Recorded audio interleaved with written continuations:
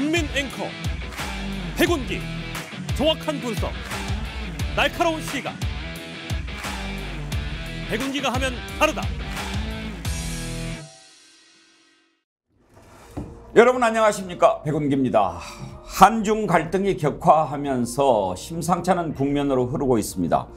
발단은 싱하이밍 중국 대사가 이재명 대표를 만난 자리에서 중국의 패배에 베팅하는 자는 반드시 나중에 후회할 것이다, 이렇게 강경 발언을 내놓으면서 시작이 됐지만, 이 발언을 놓고 한국 정부가 중국 대사를 조치하고 중국 정부도 한국 대사를 맞조치하면서 상황이 커져가고 있습니다.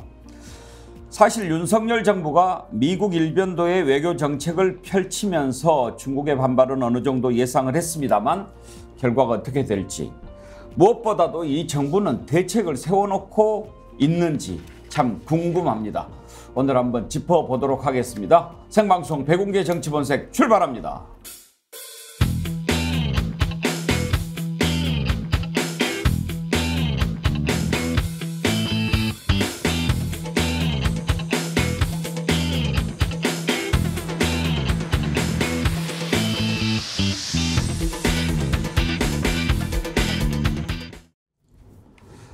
월요일 아침 함께할 리분 패널 소개하겠습니다. 최양호 인포스닥 데일리 기업정책연구원장, 정기남 조선대 개공교수, 양문석 언론학 박사, 임세은 전 청와대 부대변인 함께합니다. 어서 오십시오. 안녕하세요. 최양 원장은 오호라 경제 하는데 오늘 또 이렇게 정치 분야 나와주셔서 예. 감사합니다. 제가 뭐 원래 정치 경제 전문가니까요. 그렇죠. 앞에 거 잠시 있더라고요. 정치 경제 전문 채널입니다, 스픽스가. 네? 오호라 경제 많이 봐주십시오. 정치가 경제고 경제가 정치 아닙니까? 그렇습니다. 경제는 경세 재민의 줄말이로서 예. 나라를 바로 세우고 백성을 구한다는 뜻이기 때문에 예. 정치 경제학입니다. 그렇죠. 경제 없는 정치 없고, 맞습니다. 또 정치가 잘 돼야 경제가 잘 되고. 맞습니다. 근데 정치가 지금 잘 됩니까? 이제 거기다 오늘 좀 얘기를 해야죠. 예. 여러분의 댓글 참여 기다리고 있습니다. 유튜브 실시간 댓글 참여해 주시면 소개해 드리고요. 저희가 두 분 골라서 자연주의 화장품 글래모에서 드리는 선크림 아이크림 세트 드리고 있습니다. 선정되시면 스픽스 이메일로 닉네임과 성함, 주소, 전화번호 남겨주십시오. 그리고 주변에 스픽스 백운기 정치본색 널리 알려주시고 구독 꼭 권유해 주십시오. 구독자가 조금 주춤합니다. 정어리 때 100만 운동 저희가 펼치고 있지 않습니까? 함께해서 깨어있는 100만 정어리 만듭시다. 진실과 상식이 통하는 세상에 더 빨리 다가갈 수 있습니다. 애청자님 김지우님이 오늘 눈 수술하신다고 수술 잘하시기를 바란다는 우리 댓글마당에 애청자님들 글이 오늘 많이 올라왔는데요. 김지우님 눈 수술 잘 하시길 바라고요. 김영우님 어제 정어리 한 마리 담았습니다. 감사한데 담았습니다, 이런 표현 좀 그렇지 않습니까? 어제 정어리 한 마리 모셨습니다 이렇게 얘기해 주세요. 양문석 박사님 담았습니다 그러니까. 아니 뭐 일반적으로 그 생선은 담고 예, 수박은 깨고 그러는 거잖아요. 경고 예, 주시는 아니 생선은 담고 수박은 깨서 먹지. 그럼 수박을 갖다가 껍데기 통째로 왜 먹는 거기서 경우는 또 없잖아. 수박이 나옵니까? 식물과 그 생물의 차이가 이제 그런 부분들이 도대체 있다는 거죠. 언제부터 수박을 깨서 먹은 거예요? 경우 없이 말이야. 수박은 좀 이렇게 공손하게 잘라서 맛있게. 아니 통통 쳐보면 아는데 그거를 잘라. 꼭 깨는 사람이 있어요, 수박은. 양모 씨라고? 오늘 정기남 행님이 또 살 그러네요. 아니요. 우리 최양호 행님은 오래간만에 나와가지고 은근히 정치를 잘하는 듯이 이야기를 하시고 경제만 하세요. 자신의 제가 정보만. 웬만하면 그 얘기를 우리 주제로 안 다루고 그냥 넘어가는데 저는 개인적으로 좀 못마땅해요. 수박 막 이런 표현을 굳이 써야 됩니까? 그럼 역으로 한 번만 질문을 해봅시다. 네. 당원을 향해서 네. 악성 팬덤이라고 그러고 네. 정치 훌리건이라고 그러고 1,000원짜리 당원이라고 그러고 아니 그런 사람들도 마음에 안 그다음에 들어요. 개딸 손절이라고 하는 사람들은 네. 뭡니까? 그 사람들이 먼저 도발한 것 아닙니까? 아니 그러니까 다 민주당 아니에요? 같은 민주당이라도 견해가 다르고 시선이 다를 수 있죠. 민주당이 그러면 저쪽을 향해서 편 가른다고 뭐라고 그러면서 당 내에서 그렇게 편을 가르면 되겠어요? 오는 말이 고와야 가는 말이 곱고요. 그리고 같은 정치 공동체면 최소한 사용해서는 안 되는 이야기가 있는데 자기들은 마음껏 그리고 거기에 대해서 반응을 하면 징계 대상이 되고 이게 무슨 그 일입니까? 세상은 모두 인과관계가 있지 않습니까? 원인 제공자 그 몇몇의 국회의원들의 입을 다물게 하라. 그러면 양문석이 그들을 향해서 수박이라는 단어 안 쓰지요. 양문석 박사가 만든 말이에요, 수박이? 제가 만든 말이 아니니까 제가 써지요. 외워서. 그 수박에는요 리코펜이라고 그 빨간 성분이 좋은데요. 지금 고생하시는 전립선에 좋습니다. 많이 드십시오. 아니 제가 전립선 고생하는 거 형님이 어떻게 안 돼? 아유 우리 같이 뭐 목욕탕 한두 번 가봤나. 하여튼 뭐 민주당 내부에서 자꾸 그런 얘기 나오는 거는 제가 지난번에 정말 재밌는 댓글을 봤어요. 정기랑 교수가 민주당을 비판하면 막 수박이라고 그러잖아요. 네. 저는 정기남 교수는 어떤 댓글이 하나 올라왔는데 형님이라고 합니다. 수박이 빠마는 잘 나왔네. 제가 그대로 그 수박으로 지금 칭해지고 있는 현역 의원을 만났어요. 그 다음날. 네. 그래가지고 너는 수박이 말도 잘하네. 내가 형을 보고. 제가. 근데 수박 고를 때 통통 쳐서 하는 거나 꼭지를 보는 거나 무늬를 보는 뭐 이러잖아요. 뭘로 보시는지 양문석 박사한테 한번 물어보았으면 좋겠어요. 수박 얘기 그만합시다. 나한테 질문을 하지 형님한테 질문. 중국 갑시다, 중국. 중국. 예. 자, 이 전들. 중국 문제를요, 우리가 오늘 좀 정신을 차리고 이 얘기를 다뤄봐야 될 것 같습니다. 저는 왜 중국 문제가 지금 이렇게 나와서 커지고 있는가를 조금 유심히 들여다보고 있습니다. 그러니까 그냥 겉으로 나타난 현상은 민주당 이재명 대표가 싱하이민 중국 대사를 만났다. 거기에서 싱하이민 대사가 아주 유창한 한국어는 아니지만 알아들을 수 있는 한국말로 아주 공개적으로 얘기를 했죠. 아니 중국 대사가 저 정도 저렇게 얘기할 수 있어? 도가 지나친 거 아니야? 막 이제 벌떼처럼 들고 일어나요. 그래서 이제 뭐 서로 야 너 이리 와 대사 불러. 저쪽에서도 이리 와 이렇게 부르고 이러다가 이제 어디까지 갈 건지도 궁금하고 이 상황을 우리가 어떤 각도에서 좀 들여다볼 필요가 있다고 생각하냐면요. 앞으로 그러면 한중 관계를 어떻게 가져가겠다는 계산을 이 정부가 갖고 있는지 대책은 세워놓고 있는지 내부적으로는 뭘 하고 있는지 겉으로 이렇게 하면서 되게 또 물밑으로는 뭐가 좀 이루어지고 있는지 이런 것도 궁금하고 지금 당면한 문제가 사실 일본의 후쿠시마 오염수 방류거든요. 그것을 좀 관심을 돌리려고 또 이걸 부각시키는 것은 아닌지 좀 궁금한 게 많이 있어요. 오늘 한번 패널들의 의견을 들어보고 싶습니다.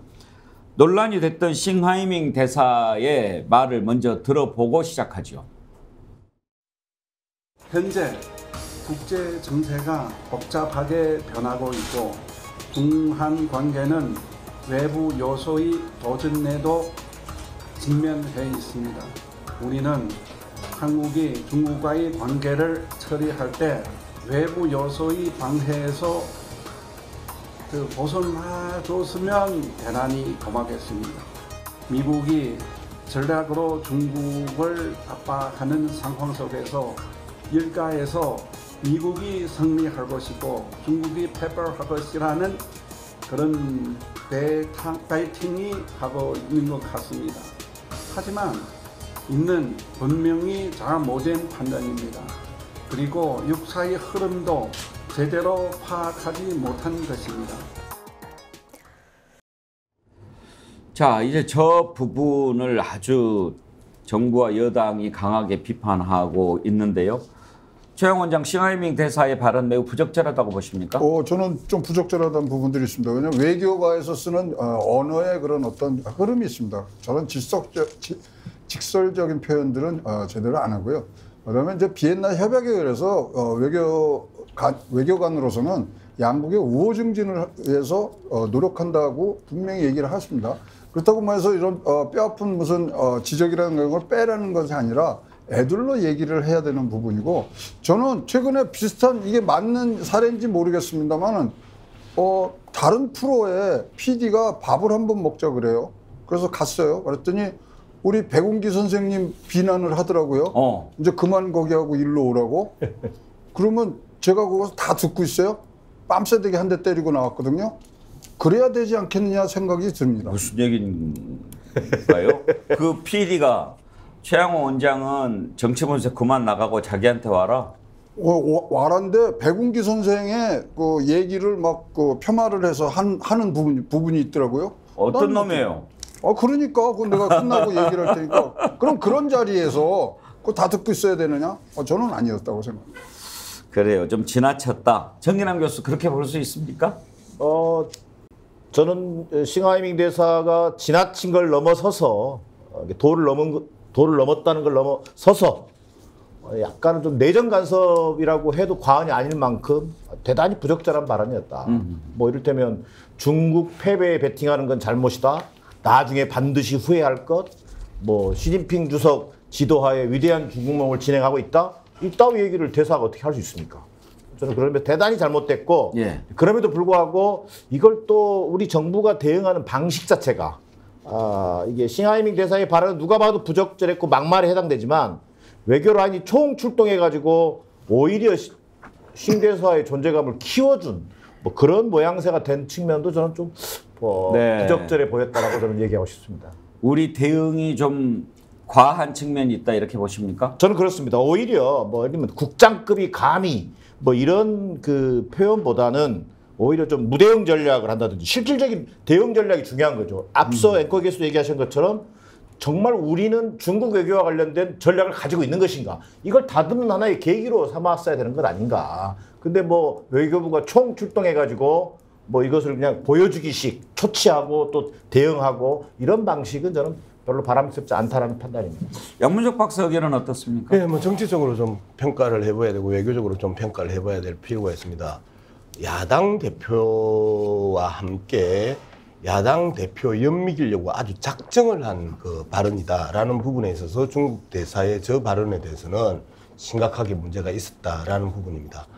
기본적으로 야당 대표의 최소한의 체면을 만들어줘야 되는데 저런 싸가지 없는 발언들을 뱉어냈다는 부분에서는 엄청나게 비판을 할 수밖에 없습니다. 그리고 이제 외교적으로 좀 객관적으로 문제를 봅시다. 앞서도 제가 수박 발언과 관련해서 인과관계에 대한 이야기를 했는데 사실상 이 문제도 인과관계를 따져야 되는 거거든요. 나토가 가지고 탈중국 대놓고 이야기를 했죠.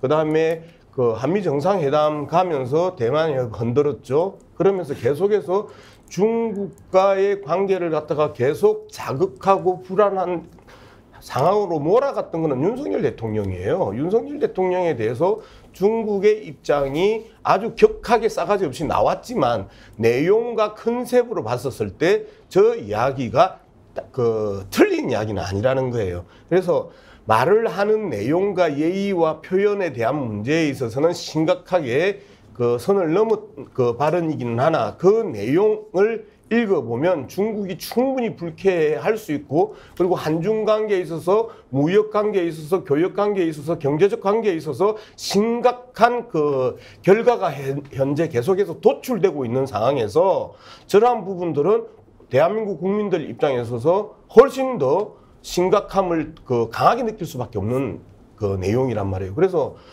윤석열 정부가 좀 더 중국하고의 관계를 자신의 정치적 소신의 문제가 아니고 국민의 이익의 관점에서 문제를 풀어가야 된다. 특히 경제적인 측면에 있어서 심각한 부작용이 나타나고 있기 때문에 이 부분부터 해소하기 위한 새로운 협상 테이블을 만들어 가야 된다. 저는 그렇게 생각합니다. 바로 이제 그 지점인 것 같습니다. 세 번 말씀을 들어봤지만 싱하이밍 대사의 발언이 좀 도를 넘었다라고 인식하고 계신 것 같은데 국민의힘은 이제 이것을 기화로 이재명 대표를 공격을 하고 있는 겁니다. 그러니까 그런 말을 하고 있는데 그냥 듣고 있느냐. 김기현 대표는 심지어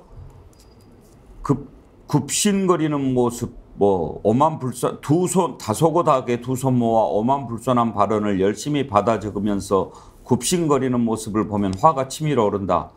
이렇게까지 표현을 했던데 또 김민수 국민의힘 대변인은 중국을 끌어들여서라도 윤석열 정부를 악마화하려는 이 대표의 정치적 술수는 절대 통하지 않을 것이다. 이렇게 공격을 했습니다. 임세은 대변인, 네. 국민의힘이 싱하이밍 대사의 강경 발언을 이재명 대표 탓으로 돌리는 것 같군요. 네. 그러니까 이재명 대표도 사실상 어떻게 보면은 이번에 후쿠시마 원전수 그 문제 때문에 만나자고 해서 간 거거든요. 그러다 보니까 그 간 자리에서 그 부분을 우리 얘기한 게 아니라 중국 대사가 뭐 이런 얘기를 쭉 한 거예요. 그러니까 어떻게 보면 당한 거죠. 어떻게 보면은요. 근데 그 자리에서 야당 대표가 그러면 거기서 뭐 멱살 짚고 싸울 것도 아니고 어쨌든 일단 얘기는 듣고 의견 표현을 할 수는 있는 거죠. 근데 전 다만 지금 국민의힘의 행태들이 더 웃깁니다. 지금 뭐 예를 들면요. 지금 이 부분에 대해 비판을 합니다. 배팅 문제에 대해서. 그러면은 예전에 바이든이 부통령 시절에 이와 비슷한 발언을 했었어요. 한국에 대해서도. 한국도 한쪽의 편을 들지 않으면 이거 미국 편 들지 않으면 너도 배팅해라 이런 식으로 말했습니다. 이 배팅이란 말까지 썼었어요. 미국 부통령 시절에요. 그럼 그것에 대해서 그 당시에 그럼 입장이 있었습니까? 그런데 이미 중국 대사에 대해서 이렇게 얘기하는 전 둘 다 잘못했다고 생각을 하는데 적어도 최소한의 균형점을 가져야지 무조건적인 이재명 대표 비판하기 위해서 너무 어거지를 쓴다라는 생각을 저는 지을 수가 없고요. 그렇게 자존심이 상하고 우리나라가 우리 야당 대표가 중국 대사한테 어떻게 보면 좀 약간의 민망하거나 좀 굴욕적인 상황을 만들었다고 계속 이야기를 하는데요. 그러면 윤석열 대통령은 그동안에 일본 기시다 총리와 이야기를 했었을 때 충분히 더 굴욕적인 이야기, 예를 들어 한국 위안부 문제라던가 독도 얘기까지 나왔다는 보도가 있었습니다. 그럼 그 당시에 어떻게 하셨나? 그냥 가만히 뭐 소폭 말아드시고 계시지 않았습니까? 그 보도에 의하면. 그러면 거기서도 그렇게 우리나라의 불리한 외교적인 이야기가 나오면 거기서 상 걷어차고 나와야 되는데 그러지 않으셨잖아요. 그래서 이제는 하다 후쿠시마 오염수 더 나아가서 이제 일본 수산물 수입까지 나오는 상황입니다. 그럼 그때 뭐 하셨는지 좀 그걸 묻지 않을 수가 없고요. 예. 그리고 또 하나 김기현 대표가 뭐라고 했냐. 중국이 침략국이라고 이야기를 했습니다. 그래서 침략국이라는 말까지 하면서 화가 치민다 이런 이야기를 했는데요. 침략국이었던 그 예전에 우리나라를 침략했던 일본에 대해서는 어떻게 하고 계신지 묻지 않을 수가 없고, 그리고 우크라이나, 예전에 우크라이나가 소비에트 연방의 이제 그 중에 한 부분이 있지 않았습니까? 그럼 우크라이나 나에게 지금 국민의힘과 집권 여당은 어떻게 하고 있습니까? 그러니까 적어도 여기 그 말의 앞뒤는 좀 같아야지 말에 이 말 다르고 저 말 다르고 상황마다 다릅니까? 그러니까 납득이 안 됩니다. 배팅 하는데 최영 원장 배팅이 도박 용어 아닙니까? 그렇습니다. 근데 미국 중국 이런데 우리가 배팅해야 됩니까? 아닙니다. 그럼 뭐 우리가 수를 읽어야죠. 그러니까 지금 중국이 갖고 가는 거는 이제 뭐 우리가 얘기하는 전량 외교, 늑대처럼 이제 그런 뭐 잘 국가의 어떤 위상을 늘려고 하는데, 아니 부장조리가 이게 차관복급이거든요. 예. 아니 거기서 우리 어쨌거나 이재명 대표는 우리나라의 여당이 그러면은 서열순위 7위단 말이죠. 그분을 대놓고 이런 얘기를 할 수 있게 한다는 자체가 진짜 이거는 받아들일 수가 없고요. 현재 보면 이제 블링컨이 지금 중국에 가서 만나기로 했는데 두 가지 사건이 터진 거예요. 첫 번째가 뭐냐면 쿠바에다가 지금 기지 만들어 놨다고 해서 몇 년 전에 싸웠잖아요. 도청을 했다는 게 지금 나온 거예요. 그게 이제 어저께 사건이고, 그 다음에 중국에서 뭘 지금 발표를 했냐면 11월 달에 전체 세계 엑스포를 개막을 하는데 중국 공급망에 대한 엑스포를 하겠다는 거예요. 그럼 이거 뭐 붙자는 얘기거든요. 그러다 보니까 차관복급이 와서 이렇게 가장 또 미국의 핵심고리라고 할 수 있는 한국과 일본에 대해서 이거는 건드리는 거에 대해서 사실 넘어가는 수가 이게는 진짜 하수라고 보입니다. 그래서 지금 뭐 발끈하게 우리가 제가 했지만 앵커가 지적해 주셨듯이 진짜 전략을 갖고 다시 한번 이거는 큰 그림에서 봐야 되는 그런 상황에 지금 있다고 보여집니다.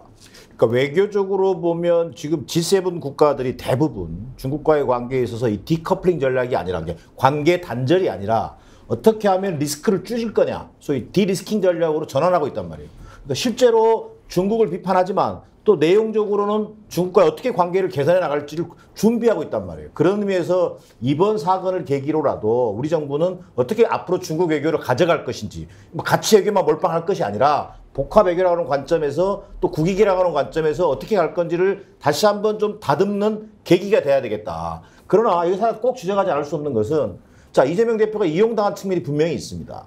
근데 제가 개인적인 일화가 있어요. 국무총리 정무실장으로 있을 텐데 싱하이밍 대사가 계속 중국 대사 참사관을 보내요. 예. 총리만 만찬을 희망한다는 거예요. 예, 예.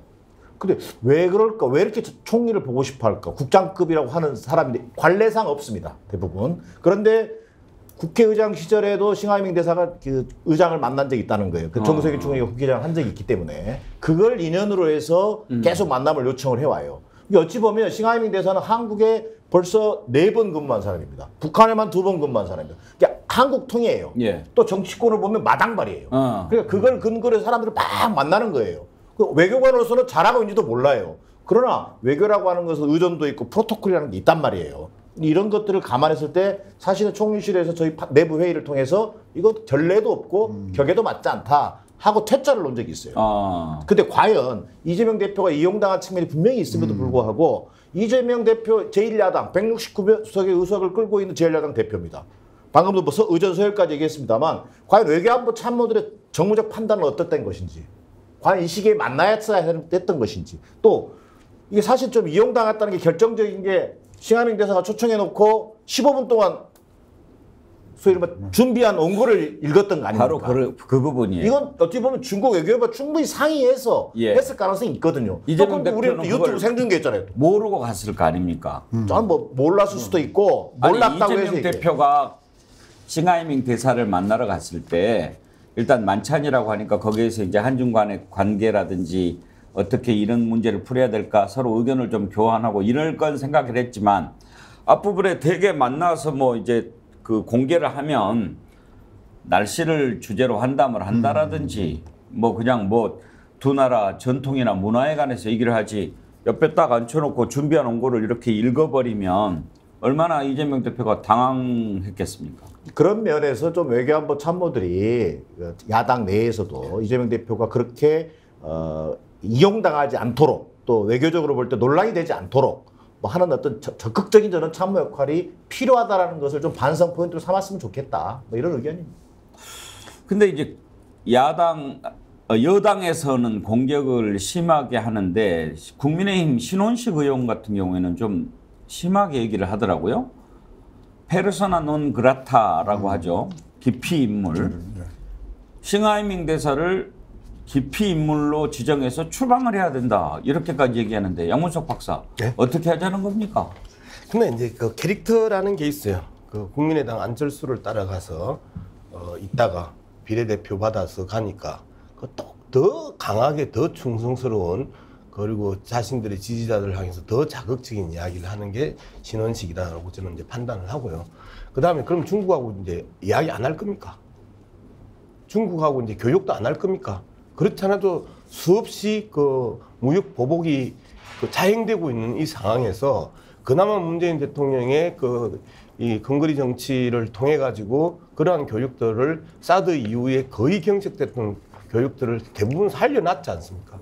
그걸 갖다가 또다시 사드 이전으로 돌려버리면서 오히려 힘들고 고통스러운 거는 명동의 상인들뿐만 아니고 전체적으로 제조업에 종사하고 있는 국민들에게 고통을 안겨주고 있는 것 아닙니까? 그리고 무역 적자 계속해서 만들어내고 있지 않습니까? 이 부분은 어떻게 할 건데요? 저렇게 기피 인물이라고 선언을 해버리고 그리고 그들과 어떻게 해서라도 문제를 좀 함께 풀어보겠다고 하는 야당 대표를 향해서 계속해서 DNA가 사대주의라고 공격을 하면 그냥 한판 붙자라는 겁니까?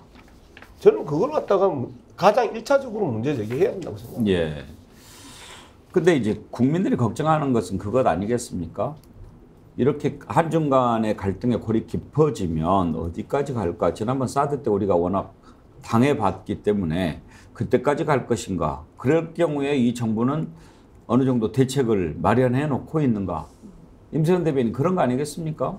그러니까 이제 야당 대표가 이런 좀 국민적인 걱정들이 있지 않겠습니까? 특히나 지금 최대 흑자국이었던 중국이 최대 적자국으로 전환됐습니다. 1년 만에 그렇게 바뀐 거예요. 그렇다 보니 뭐 여러 가지 뭐 국민들이 수출을 안 되니까 기업이 어려워지고 그게 국민 삶과 연결됩니다. 그러다 보니 여러 가지 국민 걱정이 있는데 지금에 있는 집권 여당과 대통령실은 마치 중국을 정말 적대국 하듯이 대한 그런 답답한 상황이 있었습니다. 그래서 어쨌든 야당 대표가 국정 운영의 한 파트너로서 그 파트너 뭐 인정은 안 하시겠지만 대통령실에서는 어쨌든 명백하게 국정원의 한 파트너로서 이런 어떤 돌파구를 또 마련하고 국민적인 걱정 좀 해소해야 되는 책임감이 있습니다. 그러니 당연히 뭐 대사도 만나고 누구도 만나고 할 수 있는 거죠. 우리가 30년 수교한 국가에 대해서 그러면은 수교 앞으로 단절하겠습니다. 할 수는 없지 않겠습니까? 그러다 보니 그리고 사드 같은 경우도요. 그 당시에도 이제 경제적 보복이 있었습니다. 그런데 이제 이번은 조금 다른 게 중국의 태도가요. 지금 뭐 우리는 초치를 했지만 저쪽은 조금 한 단계 약한 뭐 외제니인가? 그걸로 해서 사실상 서로 약속해서 만나는 단계로 낮췄습니다. 그 이면은 중국도 답답한 상황인 것 같아요. 왜냐하면 한국과 어쨌든 한국의 뭐 반도체라든가 이런 부분에 대해서 도움을 받아야 되는 상황인데 여러 가지 막힌 측면이 있으니 경제적으로나 이런 부분은 좀 앞으로는 좀 지속하자라는 그런 신호를 좀 보낸 거라고 저는 보여집니다. 그래서 앞으로 뭐 기업이나 이런 부분에서 수교는 이런 활동은 좀 열어줄 수 있지 않을까 생각되고 이재명 대표도 그런 부분을 의식해서 마지막에 뭐 그 단체 관광 허용 문제라든가 그리고 한국 기업이 중국에서 어떻게 좀 잘 활동할 수 있게 도와달라는 식의 정말 경제적과 경제 민생에 대한 부탁을 하고 왔어요. 예. 그러니까 아예 성과가 없는 건 아니다. 그리고 중국도 그런 부분에 대해서 충분한 이해가 있었던 것 같습니다. 정기남 교수, 이 일정을 봤을 때 싱하이밍 대사의 발언은 혹시 이러지 않았을까 제 짐작은 그렇습니다. 그러니까 이재명 대표 만나서 이야기를 해야 되겠다. 그래서 만나자.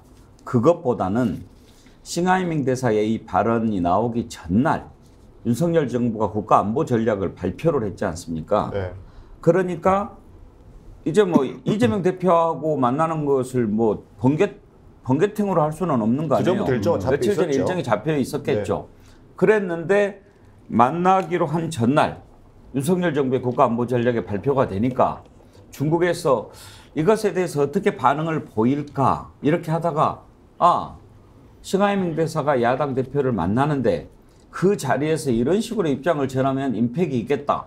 이러지 않았을까 싶어요. 저는 충분히 개연성이 있다고 봅니다. 그러니까 지금 윤석열 정부의 어떤 소위 이른바 미중 패권 경쟁 속에서 한미동맹 일관으로 가고 있는 소위 그런 윤석열 정부의 외교 전략에 대해서 뭔가 좀 견제하는 그런 입장이 반드시 필요하다라고 하는 중국 외교부의 판단. 그다음에 싱하이밍 같은 경우는 개인적으로 나빼드예요. 왜냐면 할 말을 하는 대사로서 이미지를 예. 얼마든지 보여줄 수 있잖아요. 그것도 좀 맞아떨어진 것 같다는 생각이 듭니다. 승진할 것 같아. 제가 봐도 승진할 것 같아요. 부장 조리쯤 될 것 같아요. 그런 것이 맞아떨어졌는데 여기서 야당 비판이 우리가 맨날 그런 얘기 하잖아요. 외교 안보는 여야가 없다고 하잖아요. 항상 초당적이라고 하잖아요. 중국에 대한 분명한 입장을 취해주는 것이 맞지. 이걸 거기에 어찌 보면 좀 이용당했다고 할 수 있는 이재명 대표를 막 끌어들여가지고 이것을 정치 공세로 삼아내는 것은 오히려 얘기를 좀 엄한데 딴 곳으로 지금 끌고 간다. 이런 생각이 듭니다. 미국하고 일본 반응도 재밌어요. 예. 지금 번스라고 주중 미국 대사하고 두룸이라고 주중 일본 대사하고 셋이 정태호 대사하고 셋이 번스 대사가 불러요. 근데 세 사람 다 공통점이 뭐냐면 다 초치를 당한 사람들이에요. 그러니까 단돌이 들어갔다는 느낌은 있어요. 지금 중국이 이런 거 하면 선전포고까지는 아니지만 우리가 이제 진짜로 한국에 대해서는 니네에서 좀 빼서 우리 쪽으로 왔으면 좋겠다는 얘기를 좀 했기 때문에 그래서 이게 단순히 이제 국내 정치화해서 이제 이 부분은 빼고 지금 백앵커가 얘기하듯이 이거는 국가 전략 전술 차원적으로 빨리 올려 붙여야지 되는 그런 시기라고 보여집니다. 오늘 최양호 박사 나오신 김에 이거 한번 좀 여쭤보고 싶은데요. 국제신용평가업체 피치라고 네. 있지 않습니까? 그 피치가 한국의 반도체 기업들이 미국과 중국의 반도체 전쟁으로 타격을 받겠지만 그 여파는 오래 가지 않을 것이다. 이렇게 전망을 했다고 그러네요. 네. 왜 그래요? 네. 일단은 중국에서 이제 마이크로 문제로 해서 중국에서도 굉장히 지금 뭐 수요 공급에 이런 불균형이 지금 일어나고 있는 부분들이거든요. 그렇다면은 어차피 이거는 제3의 노선으로 가야 되는 특히 반도체 부분은 가야 되는 부분들이 있고 반도체 없이는 지금 뭐 중국이 할 수 있는 게 아무것도 없기 때문에 그런 면에서 어떤 접점을 만들어가지 않겠냐는 그런 지금 뭐 피치의 보고서였다고 보여집니다. 자, 이제 이런 형태로 지금 진전이 되고 있는데 이걸 앞으로 우리 정부가 어떻게 컨트롤을 해야 될까? 양문석 박사, 지금 좀 키우는 느낌이잖아요. 키워서 좋을까요? 네, 이제 제가 보는 견해는 아주 못된 일본의 외교의 국내 정치와 수법을 윤석열 정권이 똑같이 되풀이하는 것 아니냐라는 부분입니다. 일본의 그 자민당 정치인들이나 수상들이 지지율이 떨어지면 한일 관계 독도 문제, 위안부 문제를 느닷없이 끌고 나와서 어제로 삼아서 국내 여론, 일본 국내 여론들을 결집시키고 일본 보수 세력들을 결집시켰던 이러한 행태들이 지금 윤석열 정부가 보여주는 대표적인 이 따라하기 아니냐. 중국과의 관계를 계속해서 악화시키고 적대화시키고 여기에서 경제적 피해는 나 몰라라 하면서 야당 대표가 한마디 하면 이 부분에 대해서 야당 대표를 죽일 듯이 두들겨 패고 있고 중국을 죽일 듯이 두들겨 패면서 중국과의 관계 개선과 회복 그리고 경제적인 문제에 대해서는 나 몰라라 하면서 자연스럽게 국내 정치에 있어서 보수 세력들의 결집을 유도하는 이러한 정치적 술수와 장난들이 지속되고 있다고 생각을 합니다. 뭐 새로운 관계 어떻게 할 것이냐. 기본적으로 윤석열 정권이 가지고 있는 중국에 대한 기본적인 그리고 기존에 뱉었던 이야기들을 전면적으로 재수정해야 됩니다. 말 그대로 실리 외교, 중도 외교로 다시 돌아가지 않으면 미국은 우리 상품 안 사주고 중국도 안 사주고 일본도 어떤 미지근하고 하면서 외교 아까 최영호 원장 말씀하셨던 것처럼 정치가 경제라며 경제가 외교 아닙니까? 그러면 이 외교의 기본 원칙조차도 지키지 않으면 경제의 원칙도 안 지키고 정치의 원칙도 안 지킵니다. 그러면 국민을 위한 정치 아니라는 거죠. 그렇게 이야기를 할 수밖에 없는 거죠. 많은 분들이 또 글을 보내주셨는데요. 전진하는 정어리 때 아이디 좋습니다. 이재명 대표는 중국 대사에게 굴욕적이라도 참고 우리 경제를 위해 연을 이어가자는 말을 꿋꿋이 했는데 김기현 대표는 일본에 대해 국민 건강을 위협하는 후쿠시마 오염수 방출에 대해 반대 발언도 못하는데 여당 대표가 뭐라고 할 상황은 아니지 않습니까? 그런 걸 주셨고요. 추영호님, 패널님들한테 한번 물어봅시다. 그럼 중국이 한국전에 참전해서 침략했다고 하면 외놈들이 36년간 식민지 침략했는데 굽신거리는 저것은 무엇인지 한번 물어봐 주세요. 안 물어보셔도 안 물어봐도 답이 다 있는 것 같습니다. 정옥주님 이런 걱정 주셨어요. 국민들이 중국 교류가 없으면 어떻게 지탱해야 될까? 진짜 대책을 세워서 헤쳐나갈 수 있는 방법을 알아야 할 것 같습니다. 정치를 떠나서요. 양세웅님, 전 상하이에 삽니다. 상하이에서 보내주셨네요. 살면 살수록 중국 대단하다고 느낍니다. 아직 국민성이야 못 따라가겠지만 사회 전반 시설, 국민들 편의에 얼마나 힘을 들이는지 정치 같은 거 체감하지 못하고 삽니다. 절대 만만한 나라 아닙니다. 그렇죠, 만만한 나라 아니죠.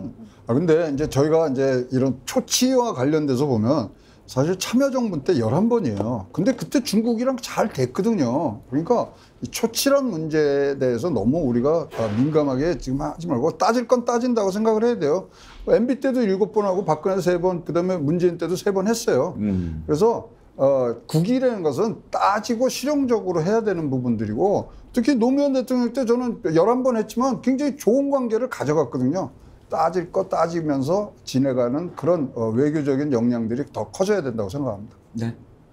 뭐를 따지는 거예요, 그러니까? 지금 그 이야기 하려고 우리 다음 이야기 한번 해보세요. 아니, 뭐 따질 거 따지는 거 전 좋은데요. 그건 왜 일본과 미국에는 한마디도 못하는지 질문을 안 드릴 수가 없습니다. 예. 아니, 근데 따져야죠. 일본과 미국하고에 대해서 비교하면 할 말이 우리가 너무 많고요. 중국이 뭘 따져야 되는 거예요, 지금. 근데 양 박사님 한번 입장 바꿔서 생각해 보세요. 미국 도청 발언 문제 안 삼았을 때, 또 일본 후쿠시마 오염수 방류에다가 또 과거사 문제 전부 다 안 했을 때 얼마나 욕먹었습니까? 그러다가 하나 걸렸는데 아니 그러니까 하나 걸렸는데는 그 앵커께서 이제 그렇게 이야기하시는 부분도 내가 충분히 이야기하는데 이제 우리 최영 원장이 중국에 따질 건 따지자라고 이야기하고 김기현이 뭐 문정부의 김기현 대표가 김기현 대표가 문재인 정부의 4대주의 DNA 이렇게 이야기를 하는데 그래서 그 지금 따질 거 따졌다 칩시다. 뭐를 따졌는지는 모르겠지만 괜히 자극만 했지 따진 것 없잖아요. 그냥 우리가 그 개입하지 않아야 될 대만 문제 개입해가지고 그리고 대놓고 정면에서 탈중국 이야기 해가지고 지금 여기까지 온 거잖아요. 그리고 쟤들이 그 버럭한다고 해서 또 그걸 가지고 기분 좋게 이 나쁜 새끼들 대한민국을 떠나 이렇게 이야기하는 것도 아니잖아요. 조치하면 어떻게 해요? 그냥 와가지고 그냥 조치했다 그리고 잔잔했다 별말 안 하고 헤어지는 게 조치잖아요. 그런 식으로 그 해가지고 뭐가 남고 뭐가 전진을 하는데 뭐를 그리고 따졌는데 따지는 게 뭐를 따져야 되는 거예요 중국한테. 먼저 때린 놈이 자꾸 따지는 거예요. 일본 놈들이 지금 우리한테 따지듯이 말이 되는 소리를 해야지. 오늘 좀 말이 거친 표현들이 몇 개 나왔습니다. 요새 제가 그 신기가 좀 안 좋습니다. 뭐 데시벨이 되게 높은데요 지금 높은데 뭐. 옛날에 데시벨 평소보다 낮은 거예요. 아 그런 거예요? 예. 나 때문에 낮추는 것 같으니까 일단 화장실로 와요. 예? 어떤 분들은 저한테 자리 바꿔달라고 그랬어요. 귀청이 떨어질 것 같다고. 자, 중국 문제 여기까지 하고요. 다음에 여야 대표 아들 싸움 한번 들여다보겠습니다. 언제는 한번 만나서 밥 한번 먹자 그러더니 한다는 토론은 소식도 없고 이제 네 아들이 어쩌니 저쩌니 여야 대표 간의 싸움이 벌어지고 있습니다. 여야가 사사건건 부딪히지만 하여튼 뭐 이번에는 이제 그거지요. 이재명 대표가 문제를 삼았는데 김남국 의원 코인 문제 때문에 민주당 아주 골치 아팠잖아요. 근데 저도 이거 보고 깜짝 놀랐는데 국민의힘 김기현 대표 아들이 코인업체 사장이라면서요? 코인업체가 아니고 블록체인 예. 전문 투자 회사들하고 있습니다. 여기 이제 예. 뭐 이런 블록체인 가상화폐 하는데 거기서 만든 창업 기획사의 CEO, Chief Operating Officer가 지금 돼 있는 곳입니다. 그 회사 이름은 오픈든가 뭐 예. 그렇게 돼 있죠. 그래서 오픈해도 됩니까? 뭐 다 기사에 다 나왔더라고요. 언오픈든데도. 예. 예. 정말 아재 개구 뭐 어쨌든 간에 이제 이렇게 하는데 저는요. 아니 다 그러면은 무자식이 된 사람만 정치를 해야 되는 겁니까? 이게 무슨 왜 아들로까지 이게 내려가야 되는지 진짜 이해가 안 되고요. 두 분들 딱 손 딱 뭐 이 수갑으로 채워갖고 두 분 같이 좀 다니게 해줬으면 좋겠어요. 아니 아들이 무언죄인데 왜 아버지 정치하는데 이렇게 뭐 나서서 이게 옳거니 그렇거니 해요? 이거 문제는 없는 건가요, 임세현 대변인? 아니 뭐 말씀하신 것처럼 문제가 없을 수도 있고 있을 수도 있죠. 지금 뭐 아들이 왜 뭐가 문제냐 하는데 그러면 곽상도 50억 아들은 문제 없는 겁니까? 뭐 저는 그거 아니 그러니까 그렇게 죄가 나오면 따지라고 그러는데 여기서 일한 거 갖고 예, 하는 거 아니 곽상도 50억은 50억 받은 거에 대해서 지금 그거는 잘못된 거는 그 법의 판단을 받아야죠. 예, 죄가 나오면 거 갖고 맞습니다. 죄가 나오면 따져야 되는 거 맞고요. 그 적용을 똑같이 김남국한테 하시면 됩니다. 네, 그래서 말씀을 드리는 거고요. 김남국이요? 네, 김남국 의원도 죄가 나오면 따지면 된다는 걸 똑같이 적용하시면 아니 그러니까 되죠. 거기 따지고 있잖아요. 근데 그래서 그걸 그러니까 아들끼리 공방하는 것 자체가 잘못됐다. 그러니까 의혹에 대해서 한 달 넘게 김남국에 대해서 이야기하지 않았습니까? 그러면 지금도 김기현이라는 집권 여당의 대표의 아들이 이른바 이 지금 블록체인 업체 관련된 업체에서 투자가 된 거고 사실상 CEO에 가까운 굉장히 높은 위치에 있습니다. 책임지는 위치에 있는 데고요. 근데 다만 여기가 또 문제가 뭐냐 하면은 여기가 어떤 회사냐 아까 말씀하신 언오픈드라고 그 회사인데요. 테라루나 사태라고 있었습니다. 그래서 수많은 그 테라루나 사태 되게 많이 유명해졌죠. 예, 그 수많은 이제 투자자들이 그 돈을 잃고 이 코인이 망했던 그 테라루나 사태를 투자했던 해시드라는 회사가 있는 곳이 바로 그 언오픈드입니다. 그 회사가 만든 데고요. 그러니까 뭐 어느 순간 연결이 될 수밖에 저는 없다고 생각이 들고 그리고 그 말씀하신 게 김기현 대표가 뭐라 했나 우리 아들 그냥 중소기업 다니는 회사원이다라고 말했는데요. 알고 보니 그냥 이런 업체였던 거예요. 블록체인 관련된 이 투자했던 업체인 거고 중소기업 그러면 그 화천대유는 중소기업 아니었나 묻고 싶지 않을 수가 없고요. 곽상도 의원도 한 주도 없었습니다. 그런데 우리가 코인에 대한 이야기를 하는 거잖아요. 문제가 발생이 됐던 건. 그럼 이 코인이 있냐 없냐를 물었는데 자꾸 딴소리를 합니다. 그럼 코인이 있다, 없다. 그럼 내가 다 까겠다라고 해야지. 그 회사의 주식이 한 주도 없다. 무슨 소리입니까 그게? 그러니까 코인이 있냐고요, 없냐고요. 그러니까 이 문제를 자꾸 얘기하는데 한 주도 없다. 그리고 또 이상한 것은요. 이 김기현 대표의 아들의 예전에 김기현 의원실에서 제출했던 재산 상황을 보면요. 63주가량의 무슨 주식이 늘어난 정황이 있는데 그 주식이 어떤 주식이냐 하면 이른바 그 코인 블록체인 관련 NFT 관련된 투자회사 관련된 주식입니다. 그럼 이런 연결고리가 우리도 의혹이 있다고 생각이 들지 않겠습니까? 아니 그러니까요. 저는 그 뭐 틀린 말씀하신 거 하나도 아니라고 생각을 하지만 이걸 자꾸만 확전을 시키는 이유가 뭐예요? 그럼 아니 그래서 어디 무슨 저쪽에 곽성도 의원 해서 그럼 이게 잘못됐다는 거예요? 아니 죄는 죄로 따져야지. 그러면 아니 그러다 보니까 진짜 저는 어저께 실망한 것 중에 하나가 거기면은 이재명 대표 아들을 뭐 성매매한 거 아니 왜 그게 글로 가냐 이거예요. 그거 간 거는 잘못인가요?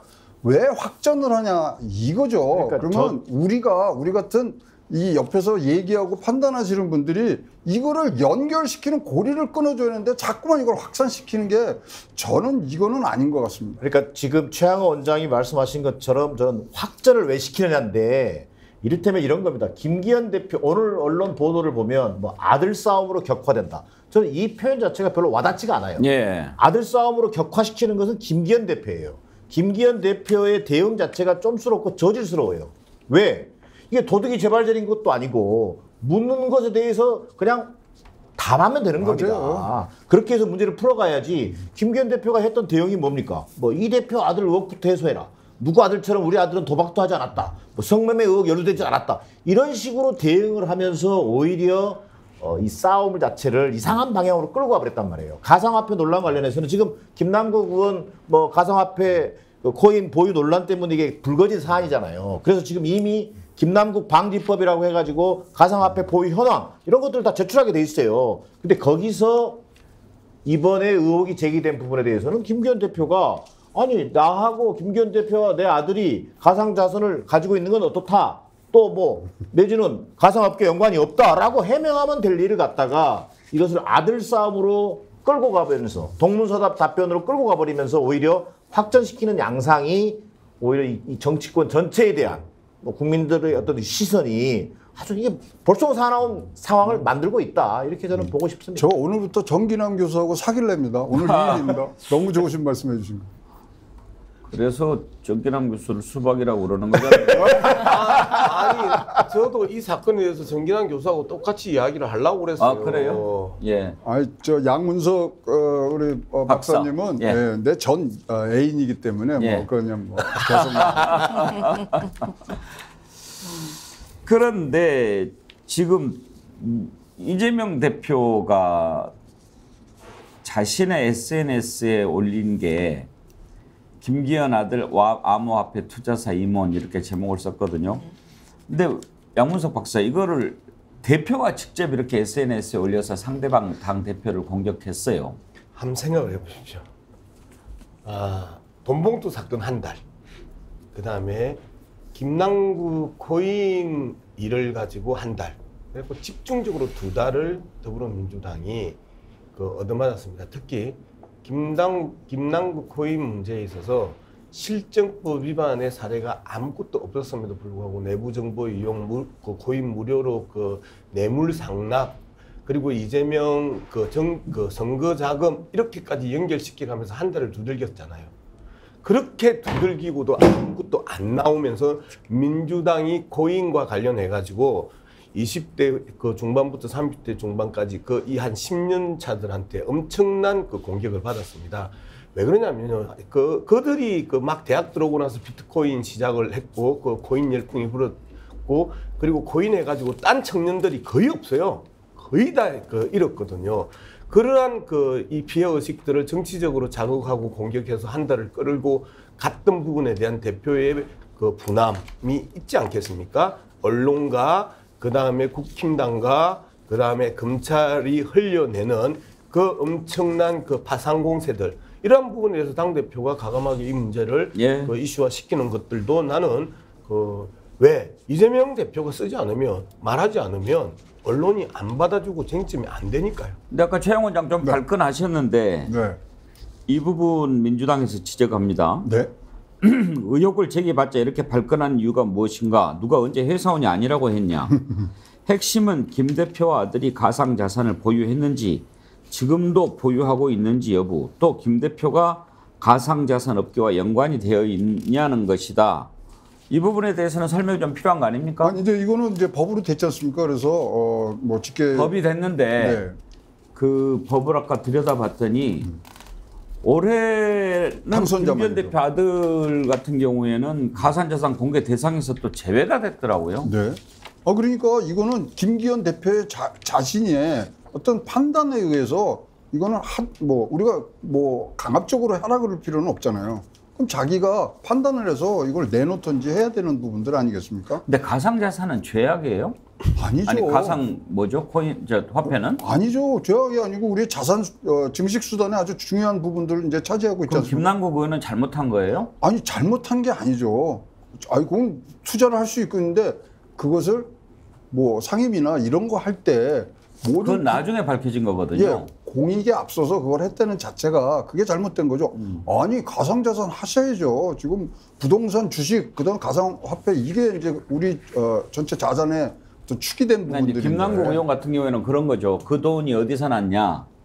그다음에 또 뭐 공짜로 받은 거는 그렇죠. 아니냐. 그리고 왜 그걸 하더라도 상임위 회의 시간에 하냐. 뭐 이제 이런 거죠. 네, 의혹에 대해서 본인이 해명을 하면 되고요. 근데 그런 걸 가지고 의원직 제명까지 할 정도가 저는 되나요? 그거는 아니라고 생각합니다. 그렇지만 뭐 분명히 회의 도중에 그런 거 했던 것은 뭐 굉장히 우리가 벌을 줘야 되는 부분들이 있지만 아니 이 뭐 가상자산 뭐 이런 거 했다 그래서 뭐 이게 거기로 벌 주고 그러면은 이거는 진짜로 말이 안 되는 네, 제가 최영 원장 말씀하시는 부분에 대해서 상당 부분 동의를 합니다. 그리고 뭐 그 최영 원장처럼 이 보수 진영에 있어서 이렇게 반응을 했었으면 한 달짜리도 아니고 하루 정도 비판받고 끝날 일이었었거든요. 그런데 이 부분에 대해서 확진을 거듭하고 장작을 거듭하면서 민주당 입장에서는 이제 발끈한 상황이고, 그때 우리의 핵심이 뭐였냐면 코인 거래를 한 게 죄냐, 코인 거래를 해서 좀 딴 게 죄냐, 지금 이게 이 제목이었단 말이에요. 그리고 쟁점이었단 말이에요. 그러면 코인 한 것도 죄가 아니고, 그리고 코인 해가지고 딴 것도 죄가 아니고, 결국은 코인을 거래하는 현장이 상임위 회의장이었다라는 것, 이거 사과했고, 그리고 끝난 문제거든요. 근데 저는 이렇게 합리적으로, 김남국의 광풍이 불어닥쳤었을 때, 우리 최영 원장처럼 보수 패널들이나 그 다음에 이 보수 정당들이 그렇게 이야기를 해줬으면 참 좋았겠다. 저는 이런 얘기를 제가 하려고 하는데 참을 할까 말까를 좀 고민하거든요. 그게 뭐냐면, 저 앞서 이제 앵커께서 여쭤보셨어요. 이재명 대표가 대표 뭐 페이스북이라든가 SNS를 통해서 김기현 대표 아들 문제를 만약에 의혹을 제기했다. 저는 이런 방식에 대해서 동의하지 않아요. 이게 소위 이른바 굉장히 이건 이재명 대표가 특유의 어떤 프레이밍 전략인데, 자 예전에 돈봉투 의혹 사건 제기됐을 때 이를테면 김연아는요, 또 뭐 박순자는요, 이거랑 좀 똑같아 보여요. 지금 김남국 의원 문제 제기니까 김기현 대표 아들은요, 뭐 이런 식으로 비칠 수 있단 말이에요. 그러니까 이게 무슨 의미냐면 이재명 대표가 나는 그런 면이 결국 이재명 대표의 리더십에 대한 평가가 앞으로 어떻게 될 거냐. 저는 좀 가볍다. 또 진중해 보이지 못한다. 우리 당 문제에 대해서는 진솔하고 성찰하는 모습을 보여주는 것이고, 또 김기현 대표 아들 문제에 대해서는 야당 대변인이 엄중하게 물어야죠. 저는 그럴 수 있는 사안이다. 그런 면에서 그 판단이 틀렸다라기보다는 제가 생각할 때는 좀 아쉽다. 약간 경중이 필요하다는 생각이 들어요. 맞아요. 경중이 필요해요. 가볍게 대처할 때는 가볍게 대처해야 되고, 묵직하게 대처할 때는 묵직하게 대처해야 됩니다. 그러면 가볍게 대처하는 게 박순자는요, 이고요. 그 다음에 김기현의 아들은요, 가볍게 툭툭툭툭 치는 것도 있고요. 윤석열 대통령을 향해서 엄중하고 진중하게 그 책임을 물을 때가 있고요.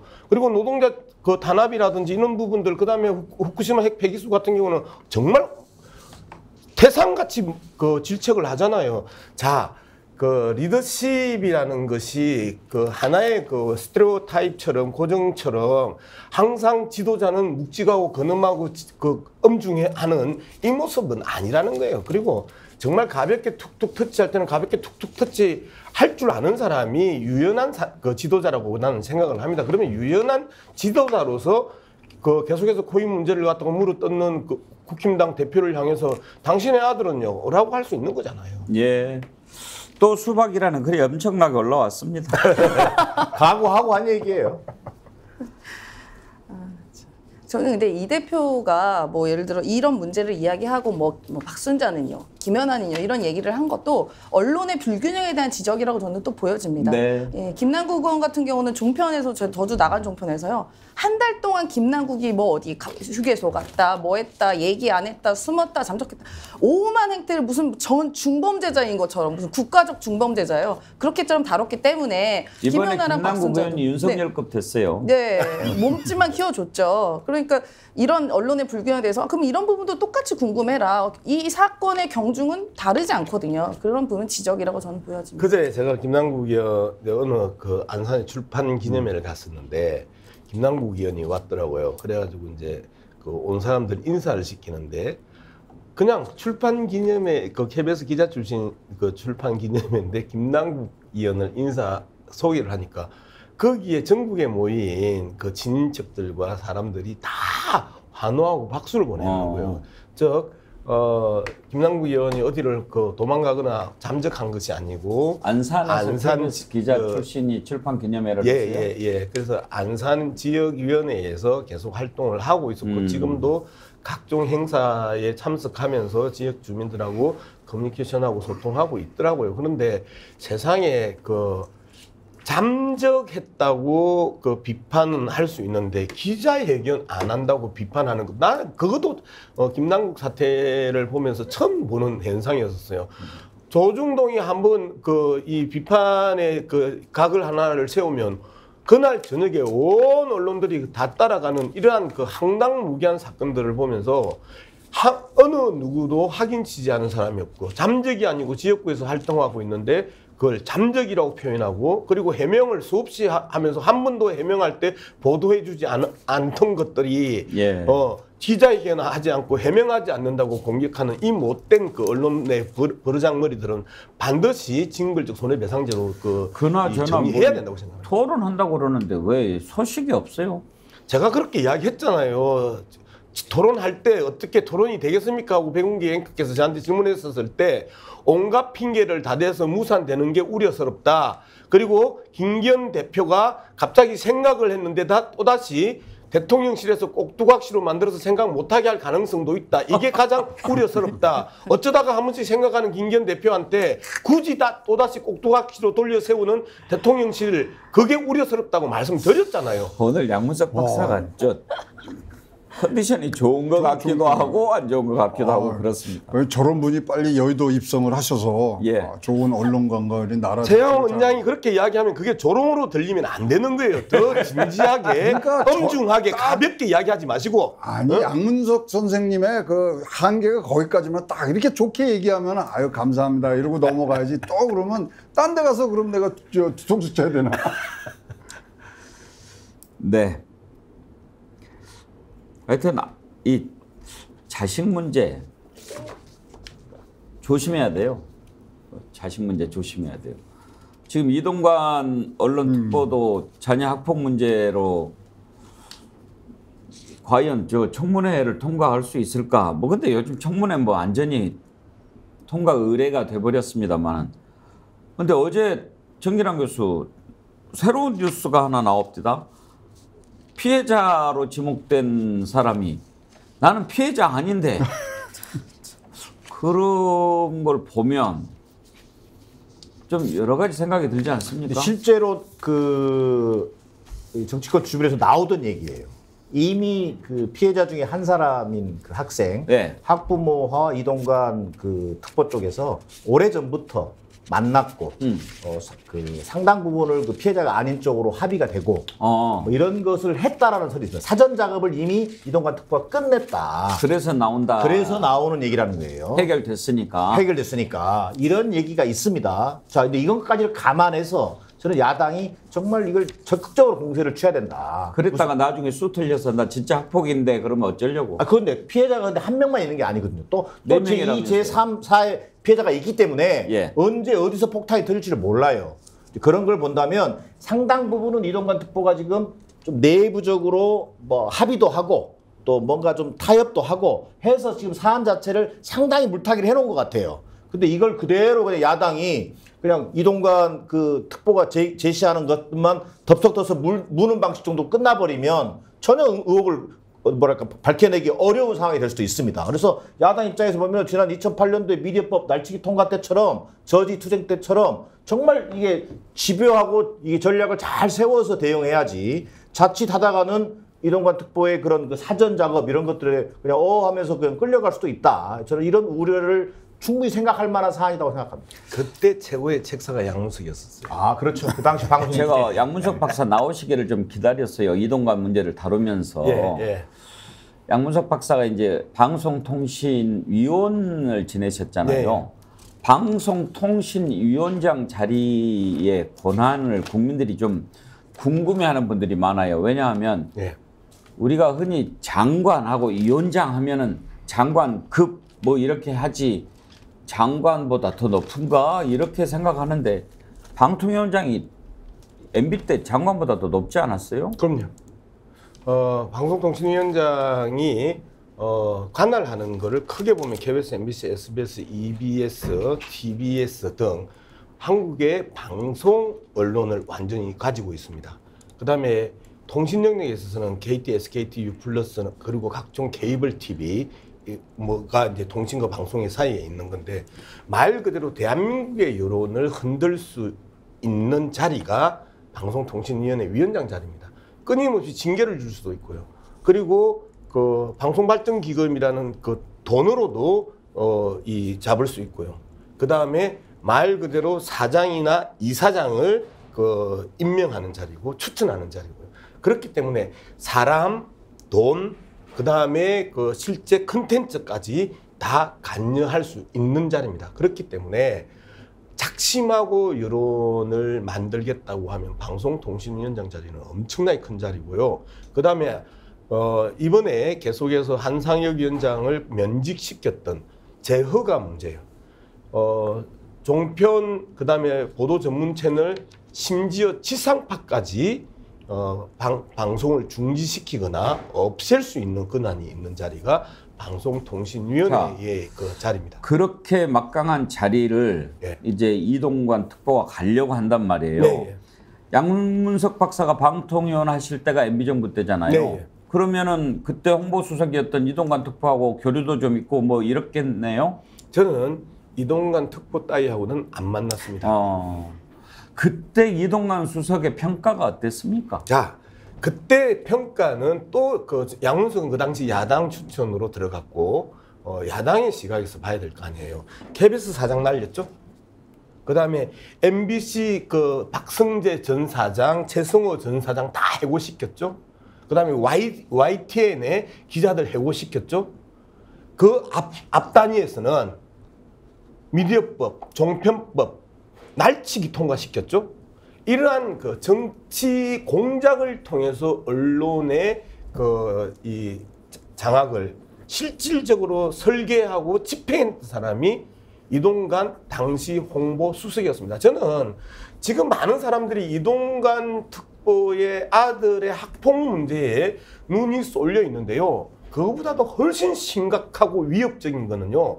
이동관 특보가 방송통신위원장이 된다면 말 그대로 지상파 방송부터 그 종편 그리고 케이블 TV가 완전히 한쪽으로 쏠리는 현상이 나타날 가능성이 있다. 왜 이동관을 저렇게 고집하는 윤석열 대통령인가? 말 그대로 총선을 앞두고 여론 조성해서 자신들이 총선 승리를 하려고 하는 거 아니에요. 전형적인 여론 조작의 달인 이동관을 만들어서 이동관을 통해서 KBS, MBC, 특히 KBS, MBC를 장악하겠다. 이 의지를 만방에 지금 알리고 있고, 그러면 이동관 입장에서 쉬워요.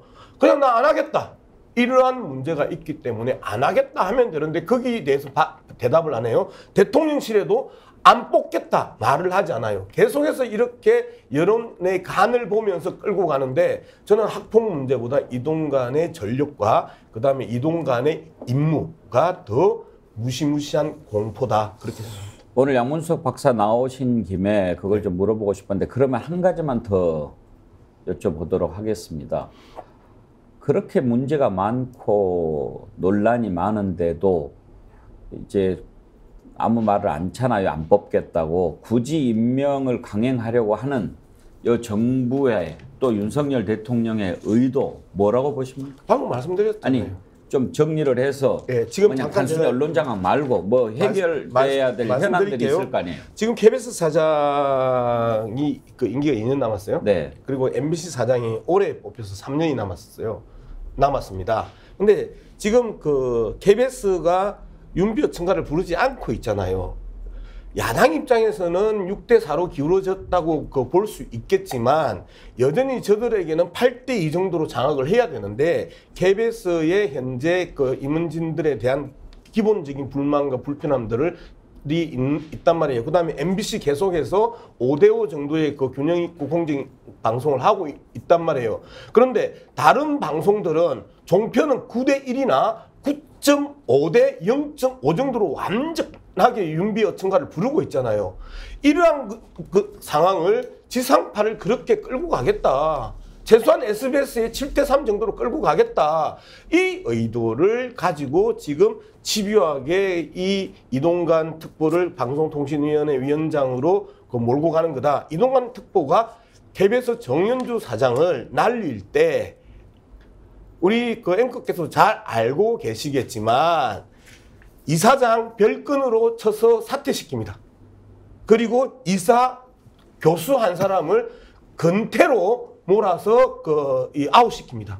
그리고 안에 있는 민주당 추천 이사를 갖다가 매수해서 자신의 편으로 돌려세웁니다. 그래서 다수를 점하고 정연주 사장을 해임시킵니다.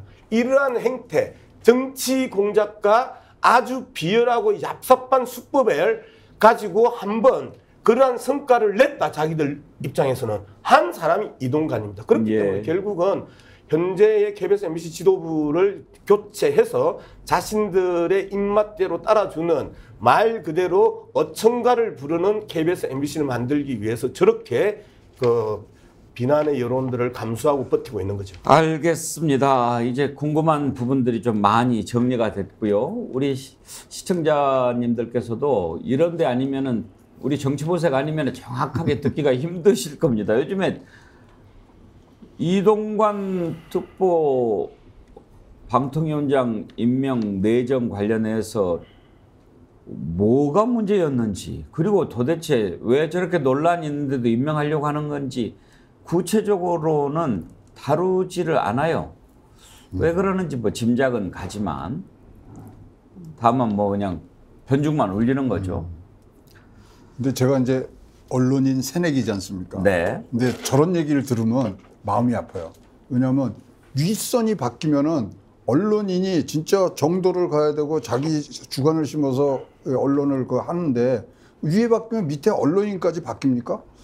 그래서 저거는 그러니까 언론인 새내기로서는 보면은 진짜로 우리 언론인들이 진짜 위에 흔들리지 않은 그런 부분부터 먼저 챙기는 게 맞는 거 아니냐. 그 부분과 관련해서 제가 한 말씀만 드릴게요. 언론 뭐 윗부분하고 언론하고 뭐 이제 그 개념은 제가 이해하겠는데 이제 말하자면 이제 기자들이 정신을 똑바로 차리고 해야 된다는 그렇죠. 말씀이잖아요. 그게 지배 구조라는 거가 있지 않습니까? 그러면 이제 우리 최양 원장 회사도 이렇게 해보고 그러셨지만 인사권을 가지고 있지 않습니까? 그러면은 자본 권력도 있고 정부의 눈치를 봐야 될 그런 사람이 사주로 있는 곳에서 그 밑에 있는 기자들의 인사권 이런 것을 가지고 있을 때 목구멍이 포도청이니까 꼼짝하지 못하는 그런 일들이 비일비재하잖아요. 그렇죠. 그렇게 그런 것에서 자유로울 수 있는 것이 공영방송이에요. 자본이나 권력으로부터 자유로울 수 있는 국민의 방송. 거기는 정부 눈치 또는 사주 눈치, 광고주 눈치 안 보고 하라고 공영방송이 필요한 거예요. 그래서 공영방송은 국민의 방송인데 국민의 방송은 국민이 키워줘야 돼요. 수신료를 줘서 키워야 돼요. 그 대신 국민들이 요구해야 돼요. 너희들은 우리가 낸 돈으로 방송을 하니까 딴짓 하지 말고 진실만 전해라. 이 정권, 저 정권 따라서 눈치 보지 마라. 자본에 휘둘리지 마라. 그래 저는 지금 이 수신료 한전하고 통합 징수하는데 이것을 분리하잖아요. 몇백억 적자가 손실이 나가지고 KBS 완전히 흔들릴 겁니다. 몇백억이 아니고요. 지금 수신료가 그 의무징수하면서 한 7천억 정도를 하는데 자발적으로 그 수신료를 낼 수 있는 국민들이 20%가 안 된다는 거 아니에요? 아니 한 달에 몇백억. 예, 그러니까 예. 연간 한 5천억 정도가 네. 깨지니까 지금 말씀하시는 거로 11을 나누면 한 400억 정도의 그 매달 적자가 날 가능성이 매달 적자가 나가지고 KBS 운영이 안 될 거예요. 그건 공영방송을 살리자가 아니고 죽이자거든요. 그러니까 그걸 간파하고 지금 KBS 사장이 그러면 내가 물러날 테니 그걸 바꿔달라. 근데 이제 어떤 국민이 돈 내지 말자고 하는데 반대하겠습니까? 돈 내는 건 다 싫죠. 근데 공영방송의 수신료는 우리가 내줘야 맞다는 게 제 생각입니다. 그래야 제대로 된 공영방송 하나 만들 수 있어요. 지금 2,500원 냅니다, 한 달에. 이게 몇 년 됐는지 아십니까? 40년 됐어요. 2,500원 낸 지가. 헌법재판소에서도 시청의 대가라고 이야기하지 않았습니다. 헌법재판소에서도 공영방송이 공공사업을 진행하기 위한 운영비로서 수신료를 이야기했습니다. 그래서 수신료가 준조세입니다. 그러면 조세를 세금을 올리자고 하면 어느 국민들이 아무리 진보적이고 민주당을 지지하는 국민들도 싫어합니다. 그런데 분리징수해서 내가 내고 싶으면 내고 말고 싶으면 말자 하면 다 분리징수해서 내가 내고 싶으면 내고 말고 싶으면 말 거다라는데 또 그 여론이 호응할 수밖에 없잖아요. 이러한 것들을 아주 교묘하게 공격을 하고 치고 들어가고 하면 당연히 양문석이 수신료 징수 안 된다 그리고 수신료 인상해야 된다 하면 제 이야기를 싫어할 사람이 훨씬 더 많죠. 그걸 갖다가 지금 정치적으로 이용하고 불만 있는 분들도 많아요. 임성수님 수신료는 받으면서 광고랑 광고는 다 해요. 정의당 교수 이것도요. 사실 저는 고쳤으면 좋겠어요. KBS가 애매해요. 공영방송이라고 그러면서 광고도 하고 수신료도 받고 그건 왜 그러냐면 통폐합이 됐잖아요. 네. TBC 거를 가져와가지고 KBS2를 만들었잖아요. 그래서 이제 공영이면서 민영 가치도 하고 그러다 보면 광고를 해야 되면 뭐냐 시청률을 신경을 써야 돼요. 그렇죠. 그래야 돈을 벌잖아요. 공영방송은 시청률 신경 쓰면 안 돼요. 그렇죠. 외국의 방송 사례도 있지 않습니까? 뭐 영국의 BBC라든가 또 일본의 NHK처럼 공영방송이 어떻게 거듭날 방향 이걸 좀 저는 모델로 삼아야 된다고 생각하고요. 앞서 백운기 앵커 뭐 또 양문석 박사 잘 얘기해 주셨는데 저는 근데 국민 정서에서 볼 때 꼭 필요한 건 뭐냐 이 수신료라고 하는 것이 어떤 의미를 갖는 것인지에 대해서 이해를 충분히 하겠습니다만 자 공영방송 KBS가 정말 거듭나겠다라고 하는 어떤 의지 이게 과연 있느냐 소위 이른바 직원들 월급이 억대 연봉이라는 얘기가 바다예요. 자 자율적인 어떤 구조조정을 해내겠다라고 하는 의지가 있느냐 이런 부분에서 국민들은 좀 약간 불편한 시선을 보고 있는 건 사실이에요. 그러니까 이게 뭐냐면 정치권도 공영방송으로 이게 만들겠다는 의지가 있어야 되지만 여야 할 것 없이 근데 여야가 맨날 정권 바뀔 때마다 서로 교대할 때마다 입장이 바뀌어요. 이런 문제. 그다음에 두 번째는 KBS 자체적인 이런 공영방송을 거듭나기 위한 어떤 자구책 마련 이것들이 같이 좀 맞물려 가줘야 된다. 그럴 때만이 국민적 동의가 가능해지지. 그렇지 않으면 국민 동의하기가 굉장히 어려운 또 측면이 있다. 정권의 의도도 중요하지만 한 가지만 비교를 한번 해봅시다. 방송사의 컨텐츠, 방송사의 보도 내용, 그다음에 방송사의 드라마, 오락 다 합해가지고 TV조선하고 KBS하고 비교하면 비교가 안 되죠. 그죠? 자, KBS의 보도 내용이나 컨텐츠 내용을 대한민국에서 상대적으로 비교했을 때는 절대적으로 그 압도적으로 공정하고 그 건전하고 교양성을 담뿍 담고 있어요. 그런데 KBS의 컨텐츠 문제, 보도의 문제를 이야기할 때는 절대적 기준을 잡는 거예요. 상대적 기준으로 안 잡고. 이러니까 절대적 기준은 하늘인데 KBS는 땅에 붙어 있는데 당연히 이 부분에 대해서 어떤 비판을 하면 다 비판을 당할 수밖에 없잖아요. 양문석이 만약에 예수라면 네가 그런 식으로 하면 안 되지. 내가 무슨 재주로 나의 인격이 예수의 인격을 따라가겠습니까? 그러면 양문석은 모든 행위가 다 욕 먹는 것처럼 KBS를 예수의 수준, 부채의 수준으로 얹어놓고 비판을 하면 모든 비판이 통하는 거예요. 두 번째, 자꾸 억대 연봉 하는데요. KBS의 많은 그 구조조정의 노력들이 그동안 있었습니다. 그 부분에 대해서 뼈를 깎는 구조조정의 노력들이 있었던 부분에 대해서 모든 걸 무시하고 아무것도 안 하고 억대 연봉, KBS뿐만 아니고 그 종편들 억대 지금 그걸 가지고 언제 한번 시간이 되면 예, 토론을 한번 합시다. 꼭 좀 불러주십시오. 예, 양문석 박사랑 같이 공부 좀 해오세요. 그리고 임세현 대변인도 오늘 말씀 많이 못했는데 다음에 토론 한번 하십시다. 담배 한 번이라고 그랬어요? 담배 다음에 뵈면 어르신들이 말씀이 많아서 가만히 있었습니다 일단. 근데 그 윤석열 정부가 통합징수 분리해라.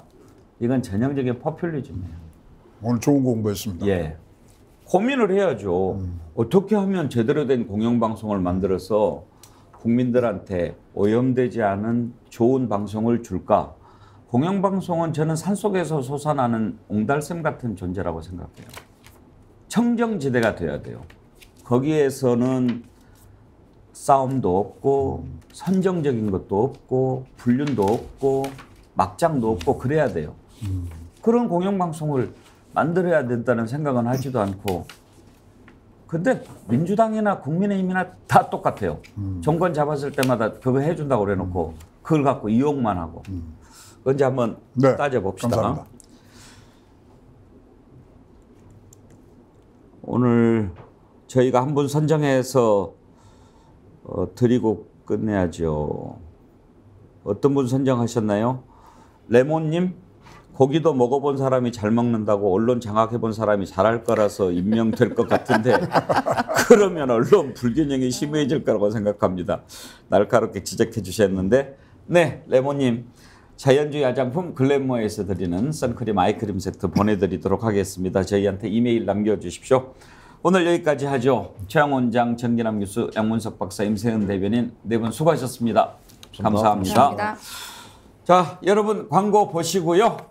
24시간 깨있는 진실의 레이더, 김종대의 레이더 만날 시간입니다. 잠깐 쉬셨다가 바로 뵙겠습니다.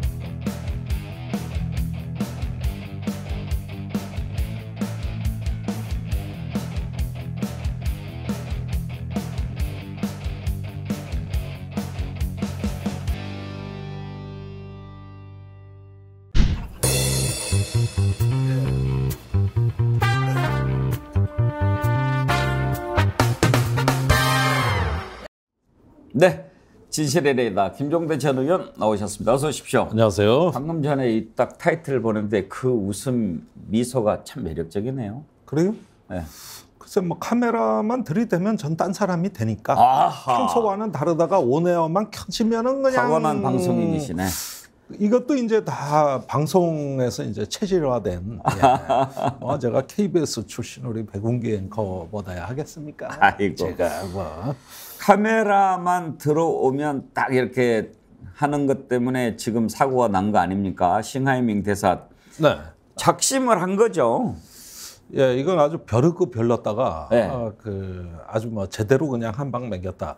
이 모양만 봐도 아는데 뭐 만찬을 초청해가지고 이 안주머니에서 10장짜리 문서를 꺼내서 15분간 읽었다. 그다음에 이것도 그러려니 했겠습니다만은 중국 대사관이 아예 보도 자료로 그 핵심 내용을 다 또 언론에 내보냈다. 이게 만찬 회동에서 이런 일이 벌어졌다. 그거는 아마도 두 가지로 해석할 수 있겠습니다. 첫 번째는 여당이나 어떤 그 정부의 우호적인 또는 정부 관리하고의 어떤 소통이 원활치 않았다. 그래서 야당을 활용했다. 이런 점도 있겠고요. 두 번째는 중국 정부의 공식 입장이다. 그러니까 이게 뭐 대사가 그냥 전랑 외교라 그래서 늑대 외교라 그럽니다. 그러면 평소의 행태가 아니라 이거는 정말 심각하다. 이런 어떤 중국 정부 입장을 밝혔고 또 예고가 다 됐었습니다. 지난번에 이제 중국 외교부의 우리로 얘기하면 아주구 국장, 그다음에 중국 외교부 대변인 계속해서 지금까지 한국에 대해서 거친 성명을 내놓은 게 지난주거든요. 그것에서 이어졌다는 거는 이제 중국 정부가 본격적으로 한국을 이제 지금까지는 관망해왔지만 앞으로는 압박하겠다는 의사표시로 봐야 되겠습니다. 자, 앞부분에서 우리가 이걸 좀 다뤄봤습니다만 이제 전문가가 오셨으니까 조금 깊이 일단 싱하이밍 대사가 이제 이렇게 좀 도가 넘는 발언을 그런 방식으로 했을 때는 이제 중국의 어떤 시그널이라고 봐야 되지 않겠습니까? 어디까지 갈 것 같습니까? 자, 두 가지 기조인데요. 언론엔 너무 특정한 한 측면만 부각되는 것 같은데 제가 그 내용을 자세히 보니까 일견 거친 협박도 있지만 애절한 호소도 있어요.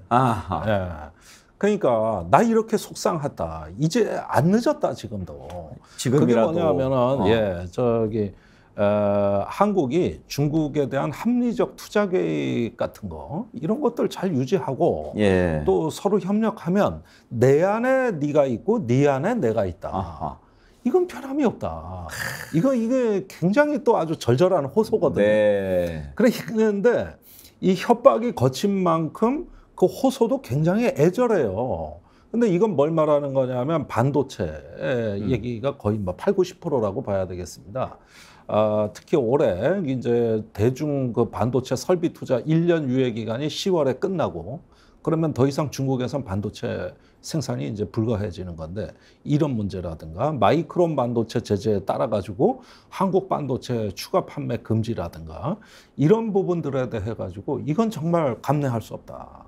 그러니까 협력하자. 그래서 전에 그 시진핑 주석이 LG 디스플레이 공장 방문한 거라든지 한국 기업인을 초청해 직접 면담한 거라든지 이런 연장선에서 봤을 때 우리는 아직도 한국이 필요하다. 또 제가 중국 가서도 가장 많이 듣는 얘기가 한국의 기술이 우리는 필요하다. 이런 얘기는 스스럼 없이 하거든요. 그러니까 자꾸 한국이 이렇게 떨어져 나가는데 이러면 난 못 참아. 그러나 아직 기회는 있어. 우린 서로 필요한 존재야.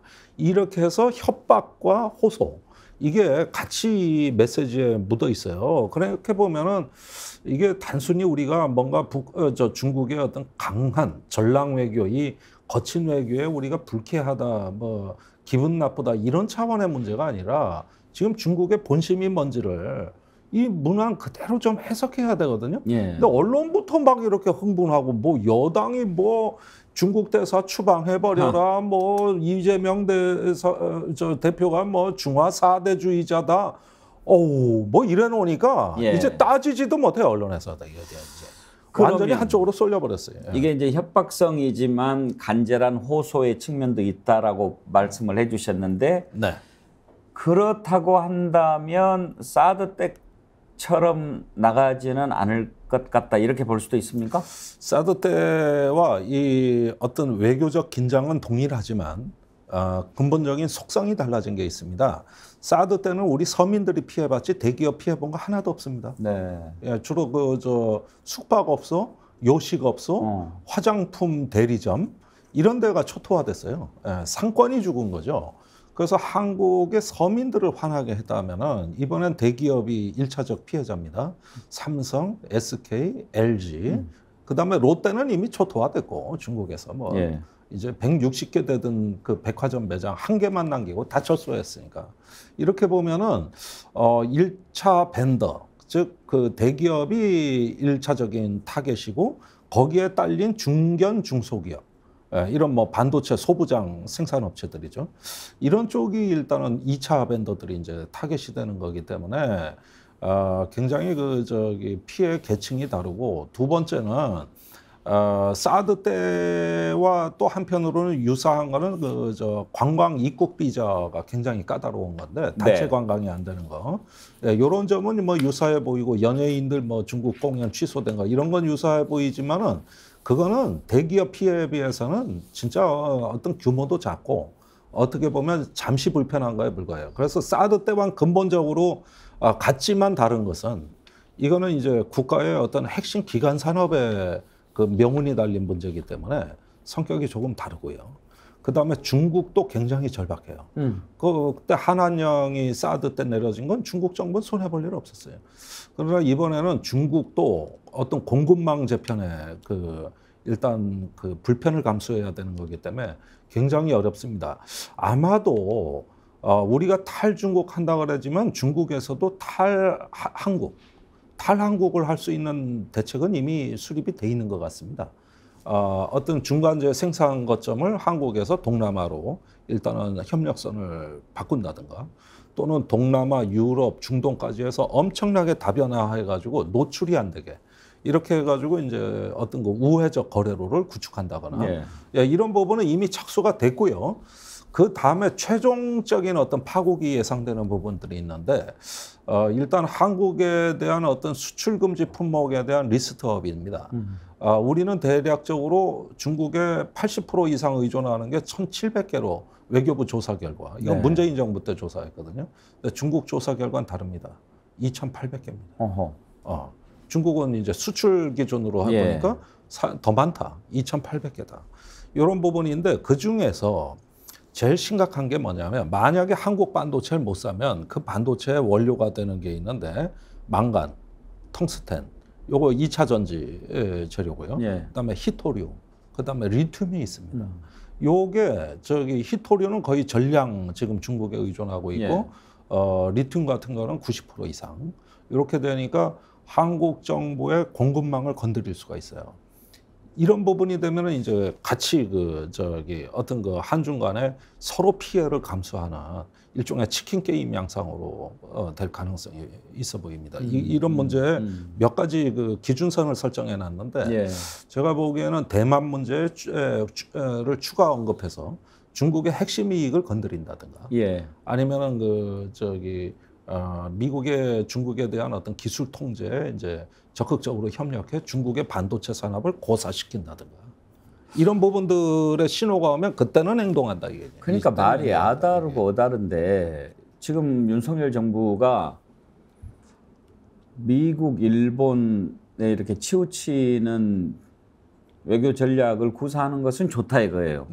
근데 굳이 거기다 대고 힘에 의한 현상 변경 시도는 뭐 이런 식으로 자극을 할 필요가 있었느냐. 그러니 중국이 또 이런 식으로 좀 도가 넘는 그런 반응을 보이는 게 아닌가 싶어요.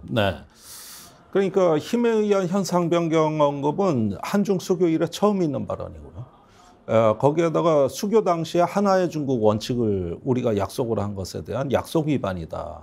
그다음에 중국의 핵심 이익이다. 이렇게 이야기를 하는데 더 길게 보면은 심층적인 어떤 그 다른 어떤 판단도 있어요. 한미일 안보 협력을 보는 거예요. 이 한미일 안보 협력은 대만 해협 유사를 대비한 협력이다.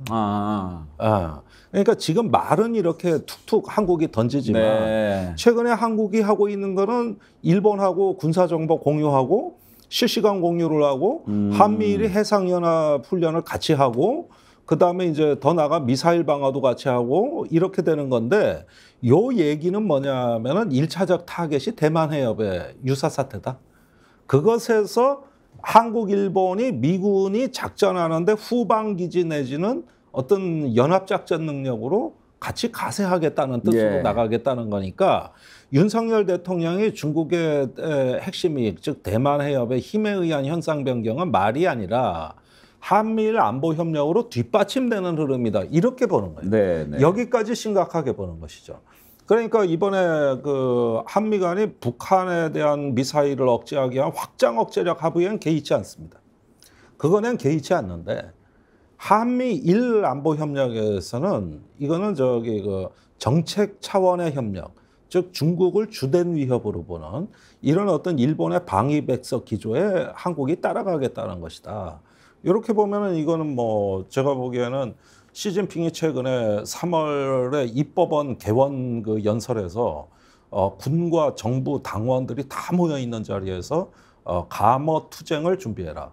그러니까 감히 투쟁한다는 뜻이에요. 감어 투쟁을 준비해라. 이거를 지금 미국에서는 전쟁 준비 신호로 해석하고 있어요. 근데 과한 해석이에요. 뭐냐 하면은 투쟁이란 건 우리가 국회에서 예산 투쟁, 노사 간의 임금 투쟁, 이렇게 투쟁이란 말을 흔히 쓰고 동양에서는 이 스트러글이라는 게 전투를 의미하는 게 아니거든요. 근데 이게 영어로는 전투로 번역이 돼 버리는 바람에 지금 최근에 그 대만 해협에서의 전쟁 가능성이 적어도 50% 이상이라고 미국 관료들이 얘기를 하기 시작했는데 그게 이제 과한 해석이 되는 거거든요. 그렇게 해석이 되면 한미일 안보 협력의 역량, 그 능력은 대만을 향하게 돼 있다고 보는 것이죠. 여기서 그 중국 정부가 굉장히 그 비상경계령이 내려지고 시진핑이 이제는 감어 투쟁을 준비해라. 이렇게 하면서 총체적으로 대비해라. 이런 어떤 지침이 내려갔다는 데 대해서는 지금이 아마 최고의 긴장 고조로 갖고 있는 거 아닌가. 한 가지만 더 짚어보겠습니다. 싱하이밍 대사의 이 발언이 윤석열 대통령의 국가 안보 전략 발표한 이후잖아요. 그 다음 날. 네. 그러면은 윤석열 대통령이 발표한 그 국가 외교안보 전략에 대해서는 어떻게 평가하십니까? 그런데 그거는 저도 이제 그 질문을 많이 받습니다만은 국가안보 전략서는 매 2, 3년 주기마다 정부가 발표하는 일종의 어떤 루틴입니다. 그러니까 본론은 작년 말에 발표한 한국판 인도태평양 전략의 핵심이고 거기서 큰 방향이 다 제시가 됐고 그다음에 국가안보전략서는 그중에 안보 측면만 따로 떼가지고 국내 정책에서 얘기한 거기 때문에 외교 부분이 많지가 않아요.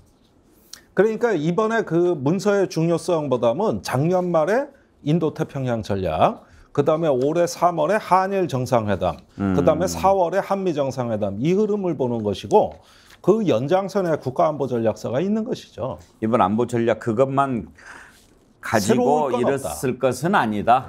그 문서 갖고 새롭게 그럴 만한 어떤 변수는 못 된다. 그러나 작년에 이미 나왔다. 알겠습니다.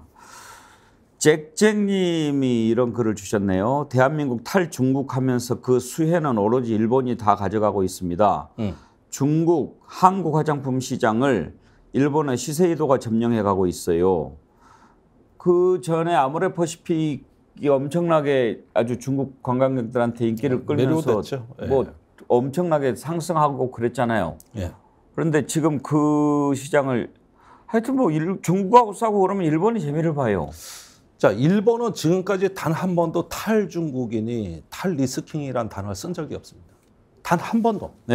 그러니까 일본이 인도태평양 전략을 얘기한 건 2007년부터고 그때부터 다 준비를 하면서 중국과의 긴밀한 소통을 유지했거든요. 최근에 중일 간의 그 상무장관 회담 열렸지 않습니까? 또 앞으로 전략대화 열리고 그다음에 일본 자위대하고 중국군 사이에 군사 한라인 열겠다는 거 아닙니까? 그게 이번에 샹그릴라 안보대화에서 합의된 내용 아닙니까? 우리는 그거보다 먼저 중국하고 다 군구 사령부하고 자매결연다 맺어놨는데 지금 다 끊어졌어요. 이젠 전화해도 안 받아요. 그러니까 일본은 큰 프레임의 인도태평양 전략을 만들어 놓고 뒤로는 중국의 불만을 다 무마했다 이거예요. 그런 다음에 공급망 재편의 어떤 선두에 서 있으면서 지금 중국과의 무역 관계가 정상적으로 유지되고 있는데 지금 일본 수출의 22%가 중국입니다. 한국이 23%였다가 작년에 19%로 떨어졌어요. 여긴 푹푹 떨어져요. 한국은 푹푹 떨어져요. 일본은 떨어지지 않아요. 말은 인도를 중시한다고 해놓고 돈은 중국하고 벌고 있다. 예.